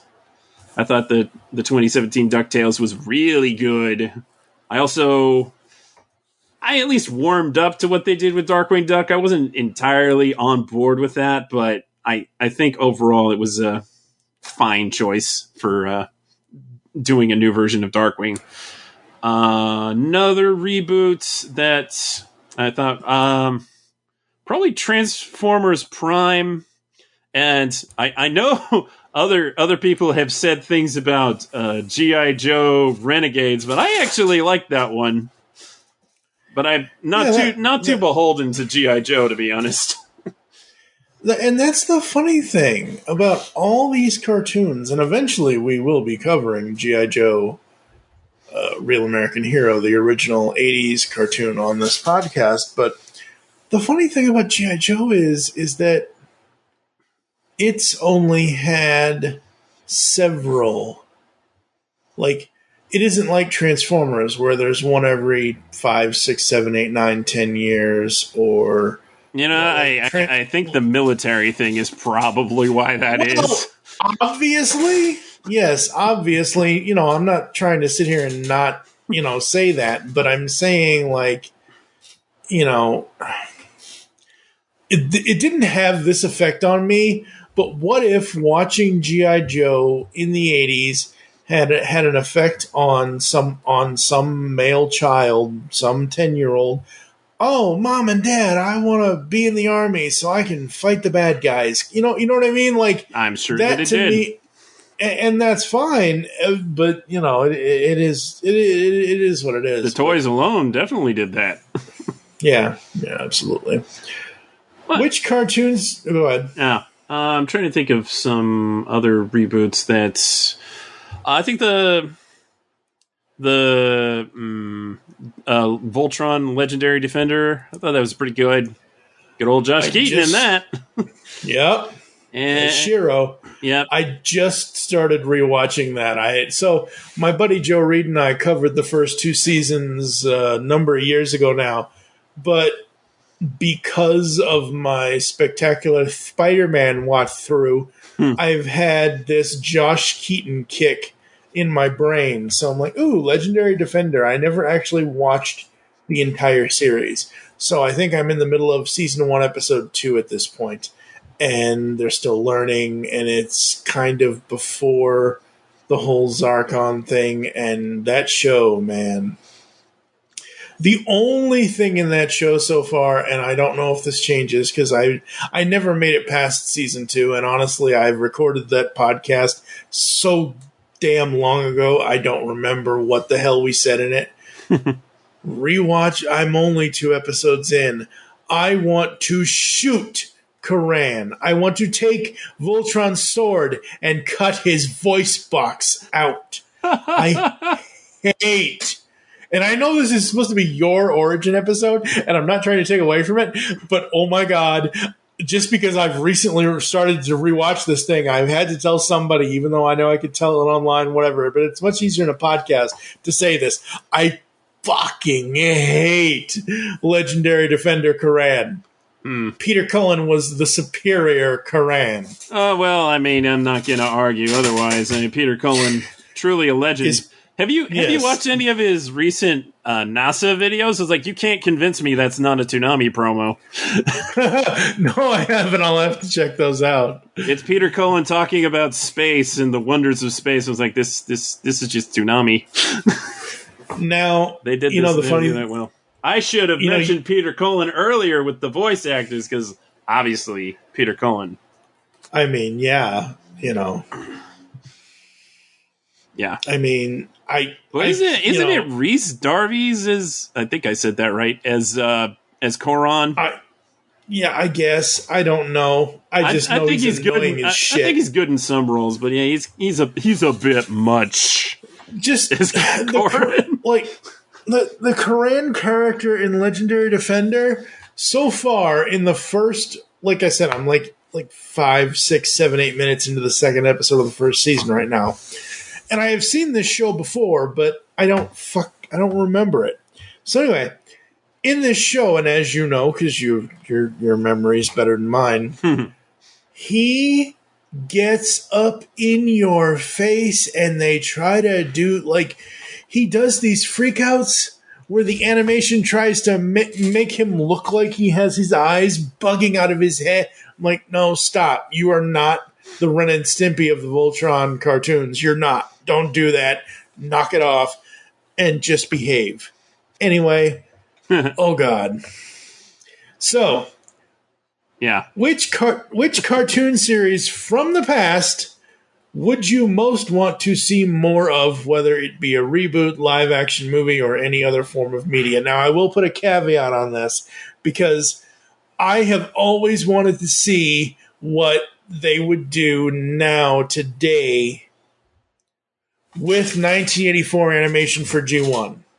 Like, if you were going to take G1 from the Rebirth, which is the final 3 episodes of the United States airing of the show, if you were going to take, move on from that story, but I would want to see that in the same 1984 animation. But for you, which cartoon series from the past would you most want to see more of today? Well, there was definitely a time when I would have instantly said Spectacular Spider-Man, but given my feelings towards Young Justice, which is from the same showrunner, I don't think Tad Stones would keep Greg Weisman from Greg Weismaning a little too hard. And even the second season of that show, they tried to cram in too much.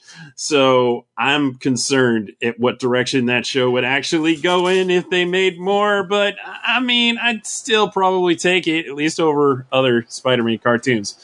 But two wonderful giant robot shows that were sadly cut short. Gendy Tartakovsky's Symbionic Titan. It's so good. Such a good sci-fi animated series that Cartoon Network unfortunately did not support. And I would love to see more of that. And I would always love to see more of Megas XLR from the creators were Jody Schaefer and George Christic. And who was the other guy involved with that at Titmouse? Titmouse didn't actually make the show. They only made the intro. But the people that were doing that, yeah. Megas XLR is another giant robot show the Cartoon Network did not support well enough, and I really would love to see it come back, but there's legal nonsense that makes both of those shows very unlikely to ever get more, which is painful. Another Spider-Man show that I'd really like at least some closure on would be the 94 Spider-Man. I see they're doing the 90s X-Men. They're doing X-Men 97. And it kind of gives me a little bit of hope that maybe we'll finally see what happens after Spider-Man goes on his journey to find Mary Jane. Though there are notes. I am aware of what has been said about what they were going to do. Yes. And I frankly don't know how I feel about those things, but I still want closure. Yeah, I have not seen that. I am friends with John Semper Jr. I did interview the guy during the 20th anniversary of Spider-Man in 2014. Yeah, I have not seen his notes or whatever notes you're referring to. I don't want that. The reason why I don't want that is because Stan and Joan aren't here anymore. Now, Stan, that's true. Okay, fine. He's in the real world, fine. But Joan Lee was the voice of Madam Web. There are certain voice actors where that voice is that voice.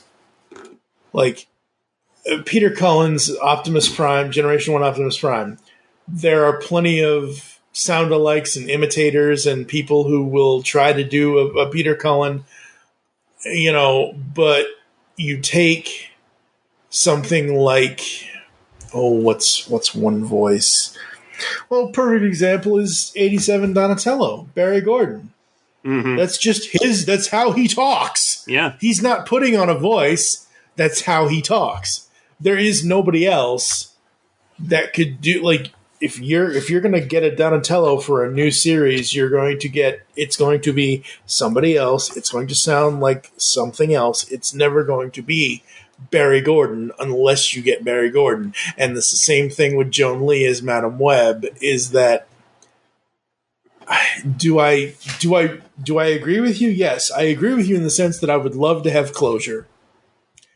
However, I would want Marvel to give John the chance to write maybe a one-shot or something. Oh, like comic. Yeah, because in comics, I can have her voice in my head. Yeah, that's a good point.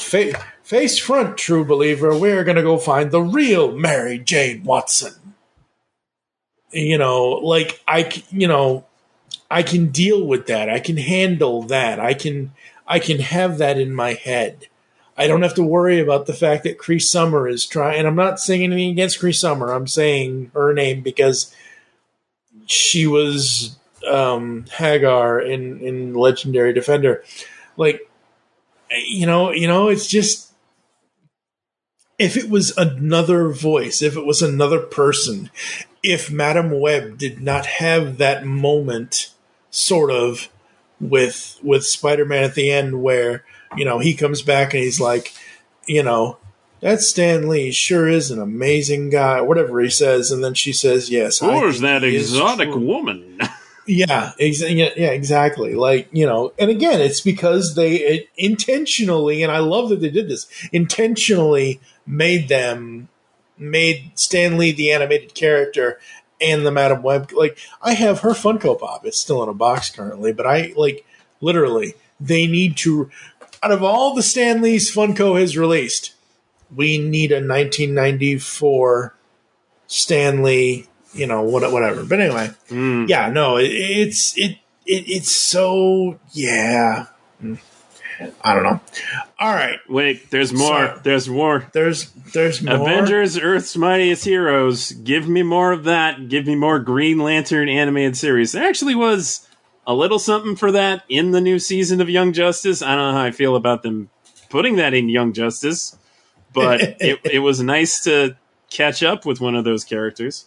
But yeah, I really like the Green Lantern show. I would have loved to see more of that. And Earth's Mightiest Heroes was so good.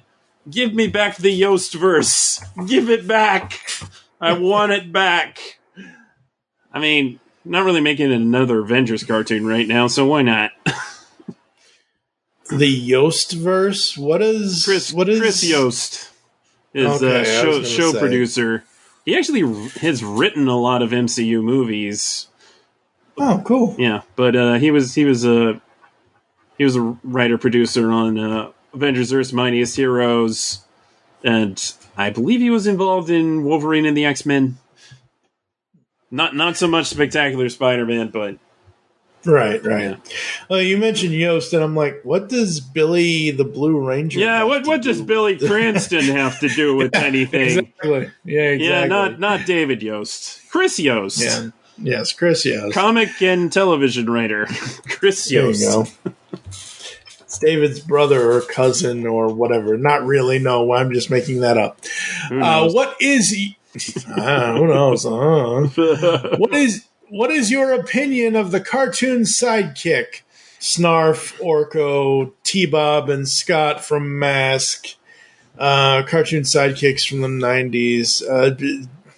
Technically, I guess you could say Launchpad, but Launchpad was an okay sidekick in Darkwing Duck. But essentially, sidekick characters. What is your opinion of them? I feel like there's many categories. I mean, there's the mascot, like Slimer.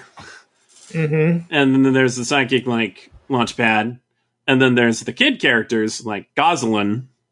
And I don't think Gosalyn is a bad kid character. I think Gosalyn and Honker were fine. I think Huey, Dewey, and Louie were fine. Webby, not so much.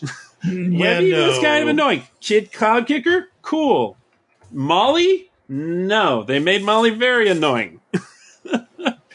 I think maybe it's because I am a boy, but these female characters were awfully annoying, huh?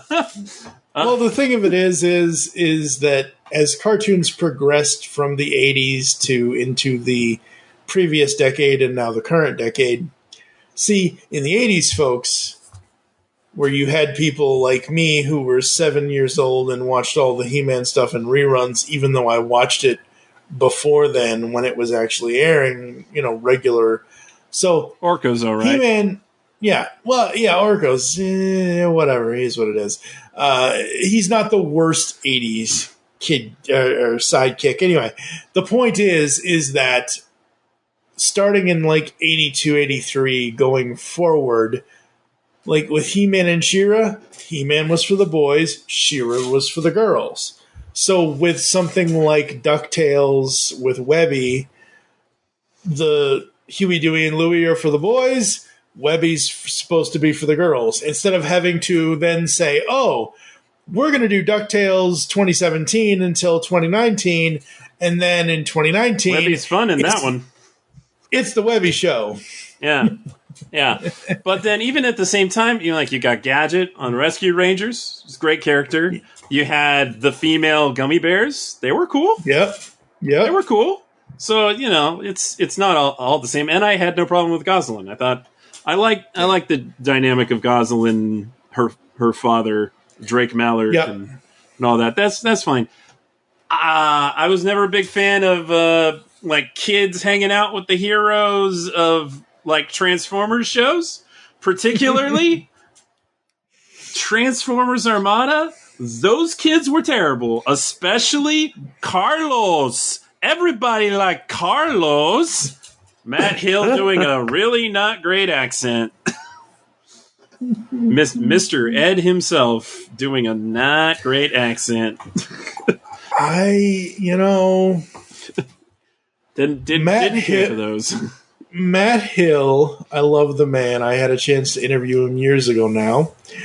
And every once in a while I'll comment on his posts and whatever. But Matt Hill will always be two characters in my mind.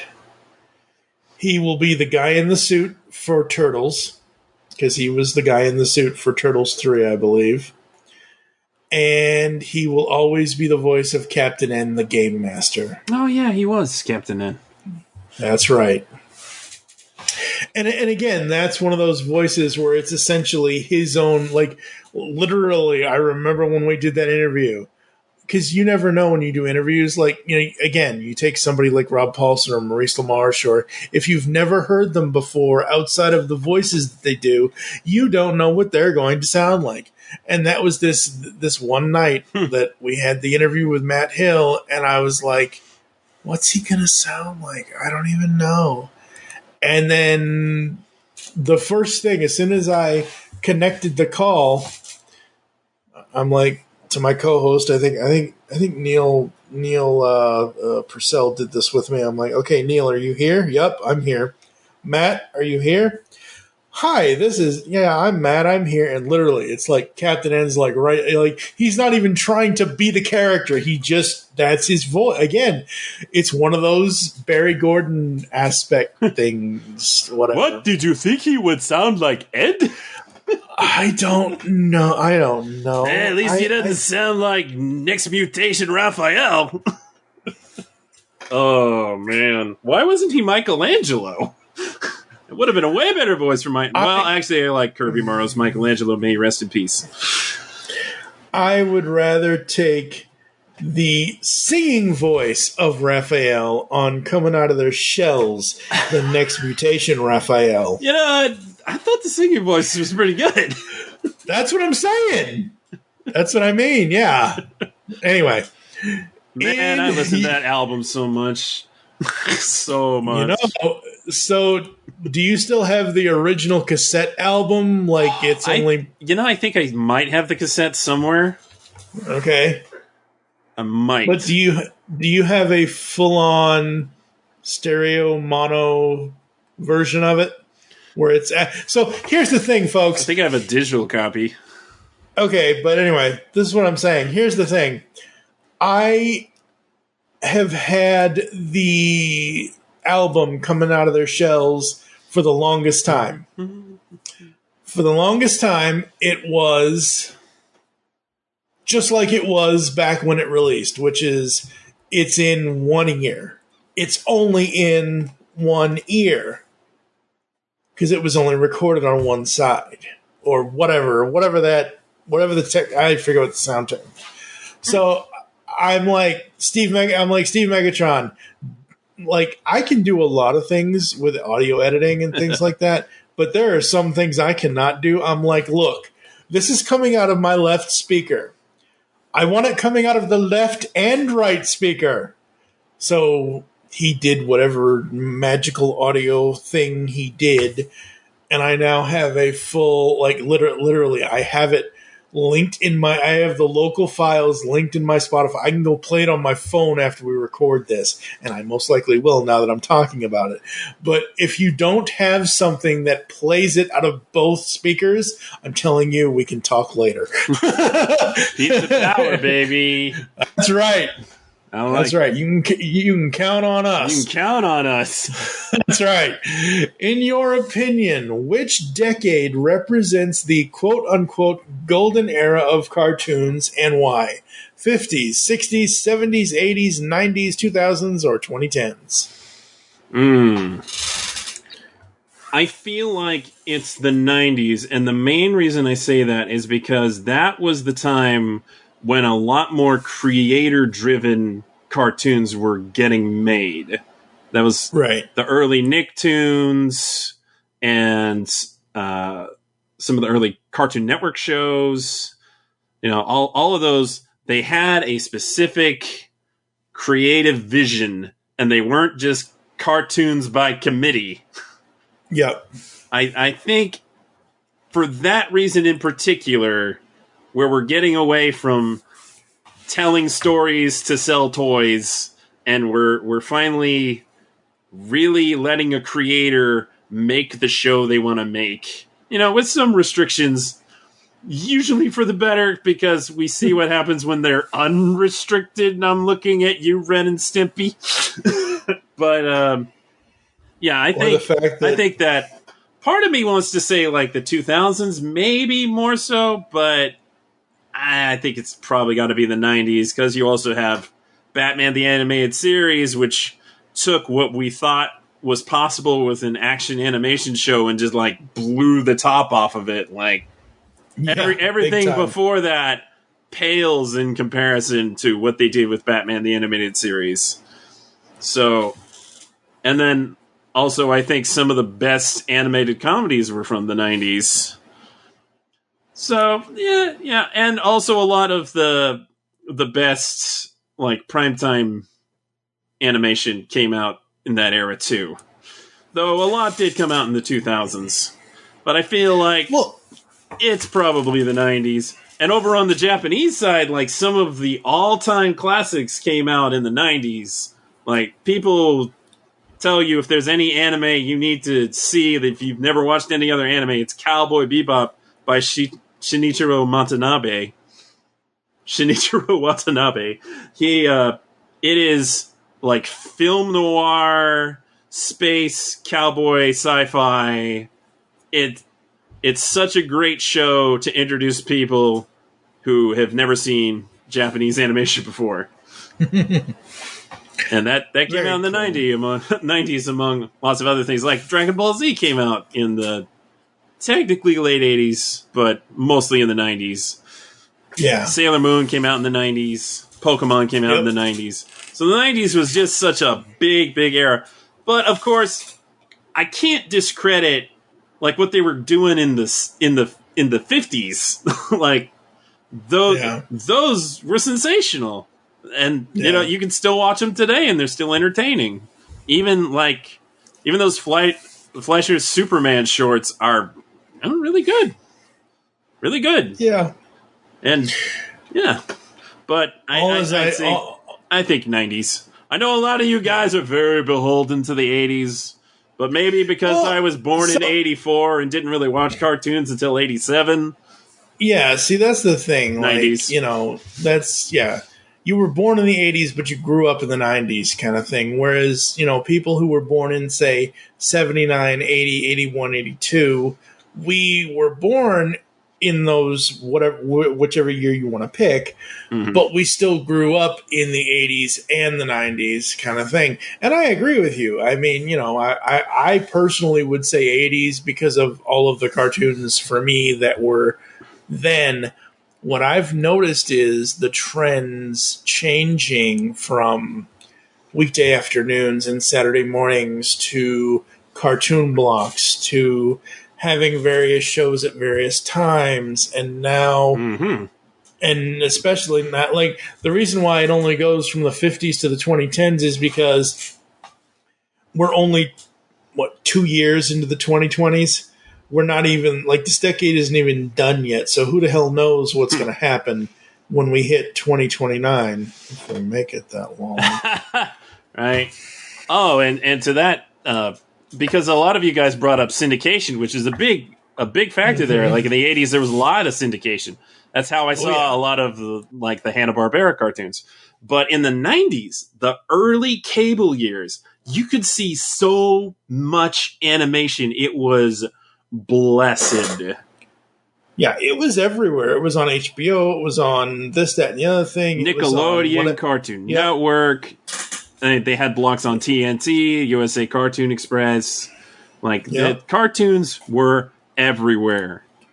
And that is the reason why I was able to see so many cartoons well before I was born.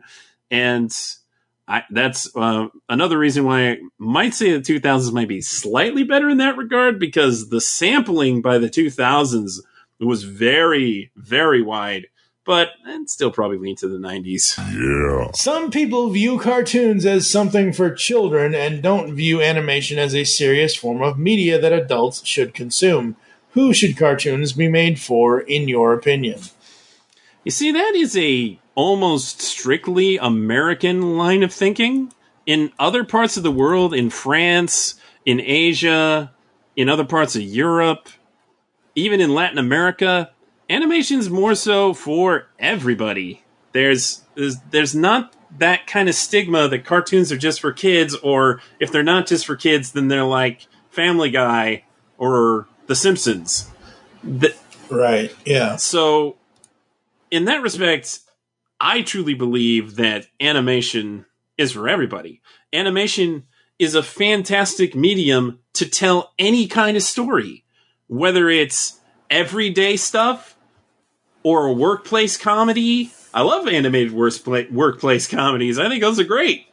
And, you can relate to people on so many levels with animation and storytelling through animation that I really feel like it's a limitless possibility. So, yeah, absolutely. Animation's for everybody. I do think that there are cartoons that are specifically made for children, and I don't think that's a problem, particularly if they're preschool age cartoons. I mean, that's all. Those should exist. There should be a gradual scale. But I think some of the best cartoons, the cartoons that appeal to the broadest range, are the ones that are acceptable for kids to watch, but appealing to everybody else. And I think a lot of cartoons manage that just fine. And now in the streaming age, there's even less of a concern about only targeting to kids. But at the same time, I still feel like there should be more specifically targeting older audiences than there currently is in production. A lot of the times it's just comedy. There have been some dramas, some action shows like Invincible, but even that, heavy dose of comedy. Vox Machina, heavy dose of comedy. And some of the other stuff. And then you have Genndy Tartakovsky's Primal, which is a drama that almost has no talking for the entirety of 9 episodes. And wow. Yeah, it's coming back for another season now. It's a beautiful show. It's very expressive despite not really having dialogue. And it is definitely not for kids because it is brutally violent. And it is really straight up badass. And I want to see more of that kind of thing. More like creepy cartoons for older audiences. I'm not really big a fan of horror, honestly, but I mean, I like to see all these genres explored. Any given season of anime in Japan, there's half a dozen shows set in high school or junior high where young people are just palling around, which can be entertaining, but I generally prefer to find the shows that are more about older characters, people in college, people in the workplace, that kind of thing. So there's just such a broad range of content out there outside of the US, as well as a growing amount of content in the US that shows that animation's for everybody. So animation's for everybody. You can make shows for kids, but why not make it for everybody? Yeah, and that's the answer everybody is given to that question. I mean, because honestly, you're right. There's something here for everyone at every age level, no matter what. I mean, I think the only... Okay, well, it wasn't really a preschool or kindergarten cartoon or anything like that. But, like, Muppet Babies and, like, Berenstain Bears are the two, like, young kid 80s cartoons I can think of off the top of my head kind of thing, you know. But, Yeah.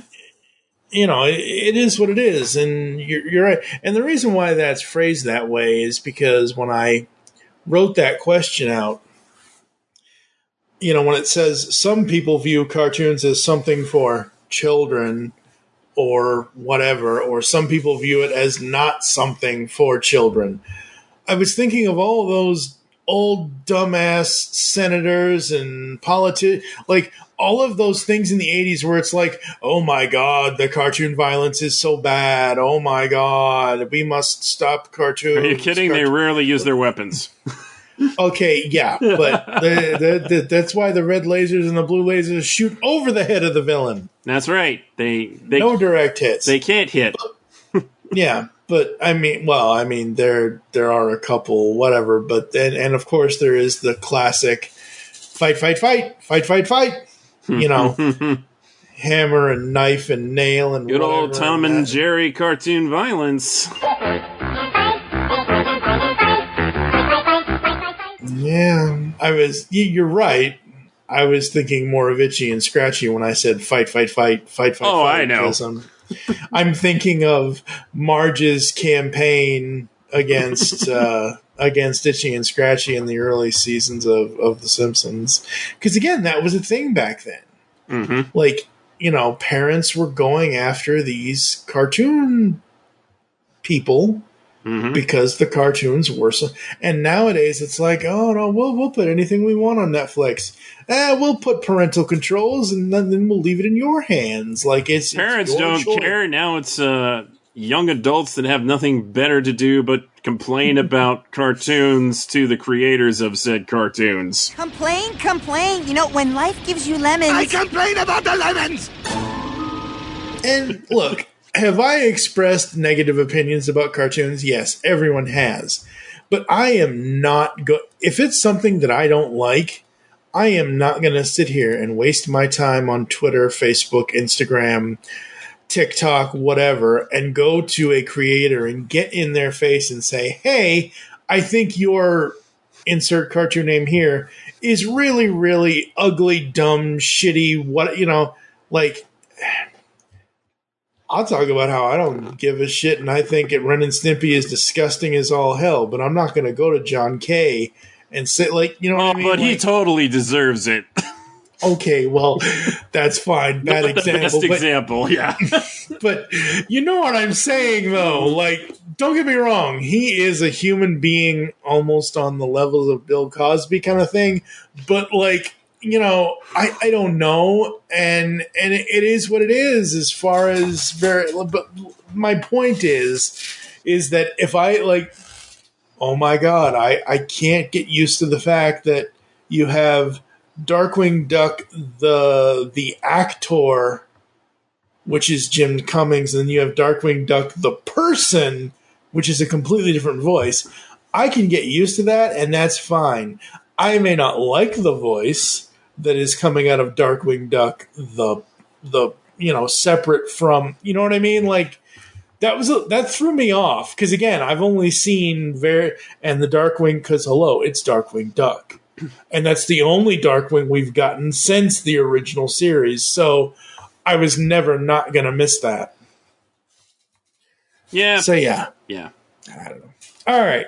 We are now entering the cartoon fantasy land. So anything said in here is all pretend and make believe. And imagine you're on trolley and you're going through Mr. Rogers' little tunnel into the land of make believe.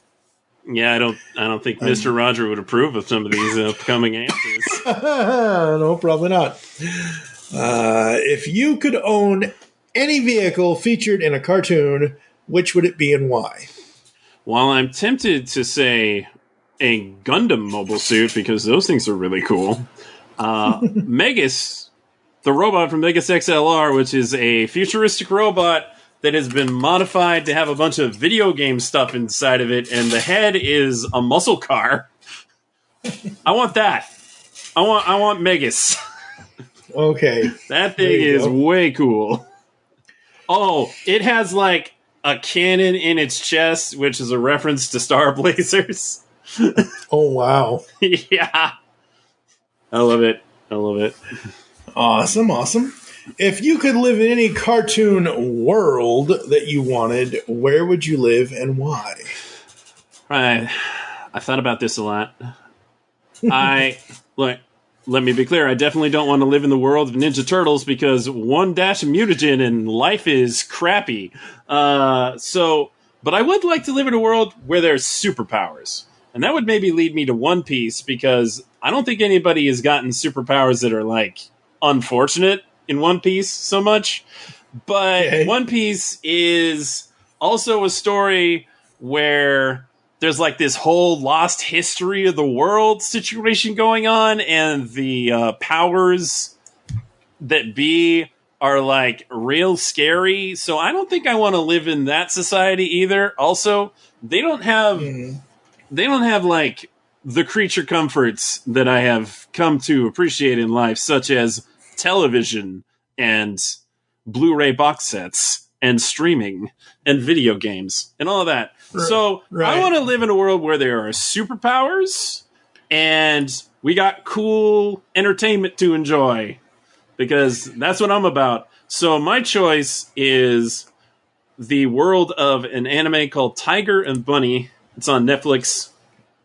In that world, people are kind of like the X-Men. They can develop superpowers, but unlike the X-Men, it doesn't seem like anybody ever gets the raw deal on that one. So you can get cool superpowers, maybe, not necessarily, but they have a pretty advanced level of technology, and it just seems like a cool place to be. Also, Josh Keaton is in the second season, playing a character that is very Batman-like, which is it's a good time. So yeah, my answer would be Tiger and Bunny. You can watch both seasons on Netflix. See what I'm talking about. Awesome. Very cool. Okay, so you are yourself, obviously. Who would be your top 3 Toon pals to join you and become a quartet? Man, I can't leave out one of the Ninja Turtles. That's just cruel. If I would have a harder time picking which turtle I like the least versus which turtle I like the most. Though for a time, Michelangelo was my favorite, particularly in childhood. But I think I would not hang out with a Ninja Turtle because, realistically, that would probably get me salmonella. Right? And that's not cool, dude. So I'm going to pick 2 members of the Straw Hat Pirates from One Piece. That'd be Luffy, the protagonist, who also has rubber powers. I didn't mention that before. He has, like, Mr. Fantastic powers. Which is kind of neat. He can stretch and do all kinds of rubbery things with his body. Yes, everything. Not that they ever really explore that, but thank God. But the somebody asked the author about that one time. He says, "Yeah, everything stretches." All right. And the navigator of the crew, Nami, because I need her to keep Luffy in line, and also I like her very, very much. I feel like I should have somebody smart that can, like, invent cool stuff. But for a smart character, though I'm tempted to go with Donatello, but for the reasons that I skipped on Michelangelo, I will not do Donatello either. I think Spider-Man. Spider-Man would be nice to hang out with. Hang. I know not every version of Spider-Man is quite the same level of genius, but I mean, some of them are like as smart as Tony Stark, so I think that's a good choice to go with. So yeah, two members of the Straw Hat Pirates from One Piece and Spider-Man. That's my team. Very cool. If you could date any cartoon character, which one would it be and why?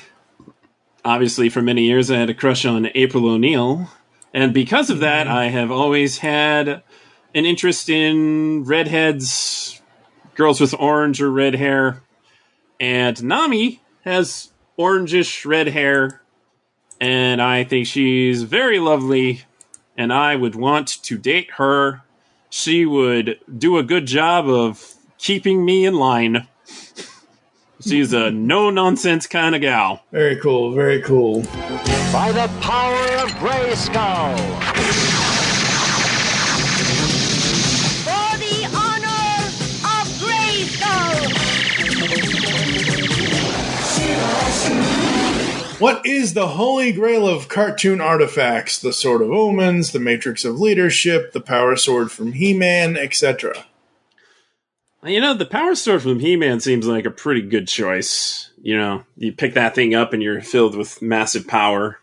So I could kind of roll with that. But I think I probably want to go with something that could, like, grant me any kind of wish that I would care for. So there's a lot of different things in media and animation that if you have it grant you a wish, bad things are going to happen. I don't think that's necessarily the case with the Dragon Balls from Dragon Ball. There's 7 of them, magical orbs. You collect them all, summon the dragon. You can wish for all manner of things. You can bring somebody back to life. You can send somebody to another planet. You can get massive riches. You can become immortal or invincible or any number of things. And if we're retconning Dragon Ball GT, as we should, because it's garbage, nothing bad comes from using the Dragon Balls. In GT, they kind of explore the possibility of something bad happening from using the Dragon Balls, but I'm just ignoring that. So I'm going to say the Dragon Balls. I think Dragon Balls would be pretty cool to have. All right. We are now exiting the cartoon fantasy land, and the final question, sir. What is one piece of advice that you'd give the cartoon fandom in general? You said One Piece. Ha! Ha! That's my advice. Watch One Piece. All 1,000 plus episodes of it. No, but seriously, chill out. Yeah. It's good to be passionate. I appreciate passion. But there is too much passion sometimes. You gotta chill out. Let people enjoy what they enjoy. You know, by all means, promote the things that you like and try to encourage other people to check them out. But don't, like, beat people over the head with it, you know? If people don't want to check it out, they don't have to. You certainly don't have to look into everything out there either. You know? Just, yeah. To quote Bill and Ted, be excellent to each other. Yes. Please, you know, there's so much animosity in animation fandom, and it's so needless. Can't we all just get along? Get along. Yeah. Yeah, and I think, you know, that's, you know, between any of these Origins episodes, that's always the last question, whichever fandom it is, whether it's Transformers, whether it's comics, whether it's cartoons, whether it's podcasting, whether it's, well, not really the podcasting one, but whether it's, you know, Masters of the Universe, you know, what's the one piece of advice you would give? And that's really what most of all of us have said, is because there is just, and it's animosity in animation, but it's also animosity and other things in every other fandom, and it just sucks at times, and it's like, stop. It's like Robin Williams said, the whole point of sucking the marrow out of life is that you don't choke on the bone. I almost went with the Genie's Lamp, by the way, because wouldn't it be fun to hang out with Genie? I didn't even think, like, because again, when we wrote this, I was writing it with a fellow 80s, and yeah, I mean, and it, honestly, seriously, it could be any cartoon artifact that has been in any. Man, I don't need the Matrix of Leadership. Nobody needs that burden. Yeah, nobody needs that burden. Oh, burden hardest to bear. Oh boy. All right. My other advice is It's cool to enjoy cartoons. Don't sweat it. Yes. Cartoons, animation is for everyone. Yep. Absolutely. All right. We're going to head to a quick break. But before we do that, would you like to be on the Origins episodes here at ToonCast? Send an email to feedback@geekcastradio.com with the subject line ToonCast Origins Guest Spot. You must have at least 1 year or more of podcast experience, have a good microphone, and be on a PC or Mac so I can send you the Zencastr link. For now, though, we're going to take a quick break. You're going to hear some ads and some other stuff. And we'll be back after this.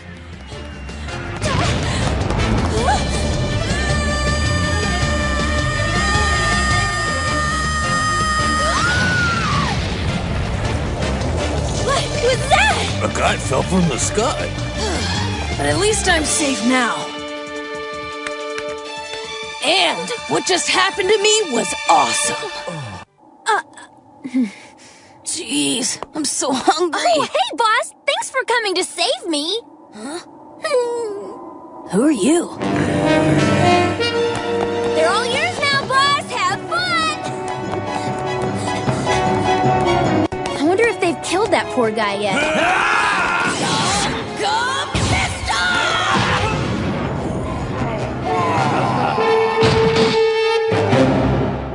Wow. You're really strong. Even though both of them had sabers, you beat them barehanded. Hey, you're the girl who set me up. Who are you? I'm a talented thief who steals strictly from pirates. The name's Nami. Hey, want to team up with me? Thanks anyway, lady, but I think I'll pass. Like science fiction? Of course you do, or you wouldn't be listening to the GeekCast Radio Network. Well, the Marku 42's Universe podcast is an award-winning sci-fi radio show that's been around for over 10 years. We cover everything from Doctor Who to the MCU to pop culture and everything in between. A new show drops on Tuesday mornings on the GCRN website and all of the major podcast platforms. So listen to the Marku 42's Universe podcast from the universe and beyond. ToyCast is back. We are talking toys once more here on the GeekCast Radio Network's Toy and Action Figure podcast. From breaking into the display case to our toy topic talk and the brand new Origins in Toy collections where we get guests to tell us their toy story of how they got into toy collecting. ToyCast is the only toy podcast you will ever need. Find us on geekcastradio.com and any podcatching client you choose to use. Now go forth, transform and transcend your toy collecting today while listening to ToyCast.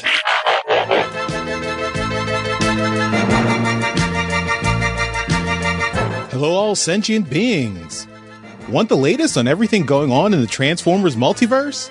Check out the Transmissions Podcast Network. We've got weekly podcasts covering everything from Alpha Trion to Omega Supreme. From old school G1 all the way up to Cyberverse and beyond. And you don't want to miss Empire of Rust, the world's first and only Transformers live play role-playing game podcast. If you love Transformers, there's something for everyone at transmissionspodcast.com.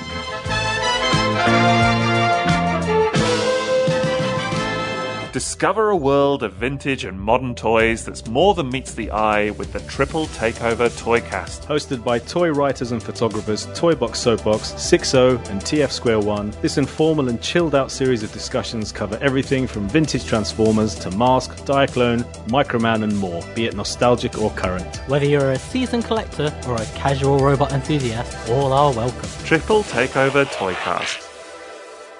Do you like retro cartoons? Then Saturday Morning Rewind is the podcast for you. Join them each month as they talk about classic cartoons and interview legendary voice actors like Jim Cummings. I am the terror that flaps in the night. Corey Burton. Sometimes toys can be so funny. Rob Paulson. Sure, Brain, but how are we going to find chaps our size? Nancy Cartwright and many more. Eat my shorts. So grab a bowl of Lucky Charms. They're magically delicious. Put on your hammer pants. Go to SaturdayMorningRewind.com And be prepared to feel like a kid again. Once again, that's SaturdayMorningRewind.com. Saturday Morning Rewind was voted Best Podcast Ever by its host, Tim Nidell. So it's gotta be good. Hello, geeks and geekettes! Looking for a podcast that covers a vast array of topics? Then check out Altered Geek Unleashed, where we discuss our thoughts on this week's geeky news, tech, gaming, television shows, movies, cartoons, comics, and more. So, get altered, get geeky with the Altered Geeks. Every Friday on the GeekCast Radio Network. On the Simplistic Reviews podcast, we talk movies. We talk TV. We talk... Hello, Julie, what the heck are you doing? Trying to make our spots sound more exciting by adding explosions. Yeah, I'm pretty sure you could have got the point across with sound effects, not the real thing. Car. Download the show on iTunes or at simplisticreviews.blogspot.com. I'm sure your insurance company will cover that. No, they won't. No, they probably won't. Who wants cornflakes? I'm having Raisin Bran. Choco Puffs for me. You wouldn't have any, real food, would you? Of course. Sushi? I guess I can hold out until we get up to the street. All right, folks, we are back here on ToonCast. Mr. Sketch, what do you got going on? What do you got to promote? Well, I have been hosting the Toonami Faithful podcast for the better part of 8 years. I took over from the original host, Jose Argamedo, around 100 episodes in, and we just hit 400. Oh, wow. Yeah, we probably would have gotten to further than that if not for the fact that I kind of took us off of weekly for a while to do every other week, because at times that could be pretty strenuous. But yeah, you can find that at ToonamiFaithful.com, at podcast.ToonamiFaithful.com, on SoundCloud.com/ToonamiFaithful Podcast, and on all the things: iTunes, Spotify, Amazon, Stitcher, all your podcast feeds. You can find the Toonami Faithful podcast, where we talk about Toonami, which is a block that airs Saturday nights on Adult Swim on Cartoon Network from midnight to 4 a.m. They'll be currently airing the second season of Gendy Tartakovsky's Primal, which is, again, very good, and people should watch it. That's at midnight. Cool. Yes, obviously most kids aren't going to be up from midnight to 4 a.m., so thankfully Cartoon Network has a section of their day or night or whatever you want to call it to dedicate to the adult viewer of cartoons, and especially putting anime on that late. It's kind of like, hey, let's grab some popcorn and okay, anime is not horror, but I'm going to say, let's grab some popcorn and have a horror movie Friday night or something. So sometimes they do horror. They're actually developing a horror show for this upcoming fall that's about a creepy things happening at a housing complex called Housing Complex C. And Uzumaki, which is based on Junji Ito's famous manga Uzumaki, that's been delayed many times because they're trying to do this black and white animation style, and it looks gorgeous, but it's gonna take a long time to make. So that's not coming out until sometime next year. Oh wow. Yeah. Very cool. Very cool. So check out the Toonami Faithful podcast with Andrew and all of his Toonami pals. Very, very awesome as ever. All right, Toonsters, as always, we want to thank you for joining us here on ToonCast. If you'd like to get in contact with us to leave feedback for the show, there's several ways to do so. Visit the website, as I said before, geekcastradio.com. You can send us email, feedback@geekcastradio.com. You can catch us on all the podcatching clients, like we've already said, with Spotify and iTunes and Apple. Well, iTunes and Apple are the same thing. iTunes is still a thing, folks. You can still leave reviews for podcasts and other things in iTunes. It hasn't gone away. You can follow us on Twitter at GCRN ToonCast and at ToonCast Beyond. I am at TFG1Mike. I know you have your own personal Twitter, but is there a Twitter for the show? Yes, there's at Toonami Podcast, and then for the main website, we have at Toonami News. Very cool, very cool. Did you want to give out your own? Yeah, well? my Twitter is, of course, at Sketch1984. Awesome. Become a fan on Facebook. Go to facebook.com/Geekcast Radio Network. You can also look for ToonCast, all tunes, all the time over there as well. Got a Facebook page for the show? Yeah, I believe it's Toonami Faithful Official. Okay, cool. I'll get that link and put it in the show notes. We hope you enjoyed this episode of ToonCast and wish you'll join us next time when we will be giving you our thoughts. Actually, we will be giving you our thoughts on this, but my friends Eduardo and Patricia, she's actually making her GCRN debut, but it's his wife. They are jumping in the car with me, Plucky, and Hampton, and we're going to talk about how we spent our vacation. Oh, man. So, it's the middle of summer, folks. It's the middle of July. What do you do in July? You talk about a vacation movie that has nothing to do with Chevy Chase. You talk about the Tiny Toons, How I Spent My Vacation. Now, I have been researching this in order to prepare for this, and right now, currently, How I Spent My Vacation is streaming on Hulu. However, I always remembered it as Tiny Toon Adventures, How I Spent My Summer Vacation. How I Spent My Summer Vacation because I thought that is what it was titled at one point or another. And it was, except they removed it in order to basically have it apply to any and all vacations because they eventually go back to school. Because the whole point in the beginning of the thing is they're waiting on technically summer vacation because they're, waiting on the clock to tick down and 3 o'clock and, just what you do in school.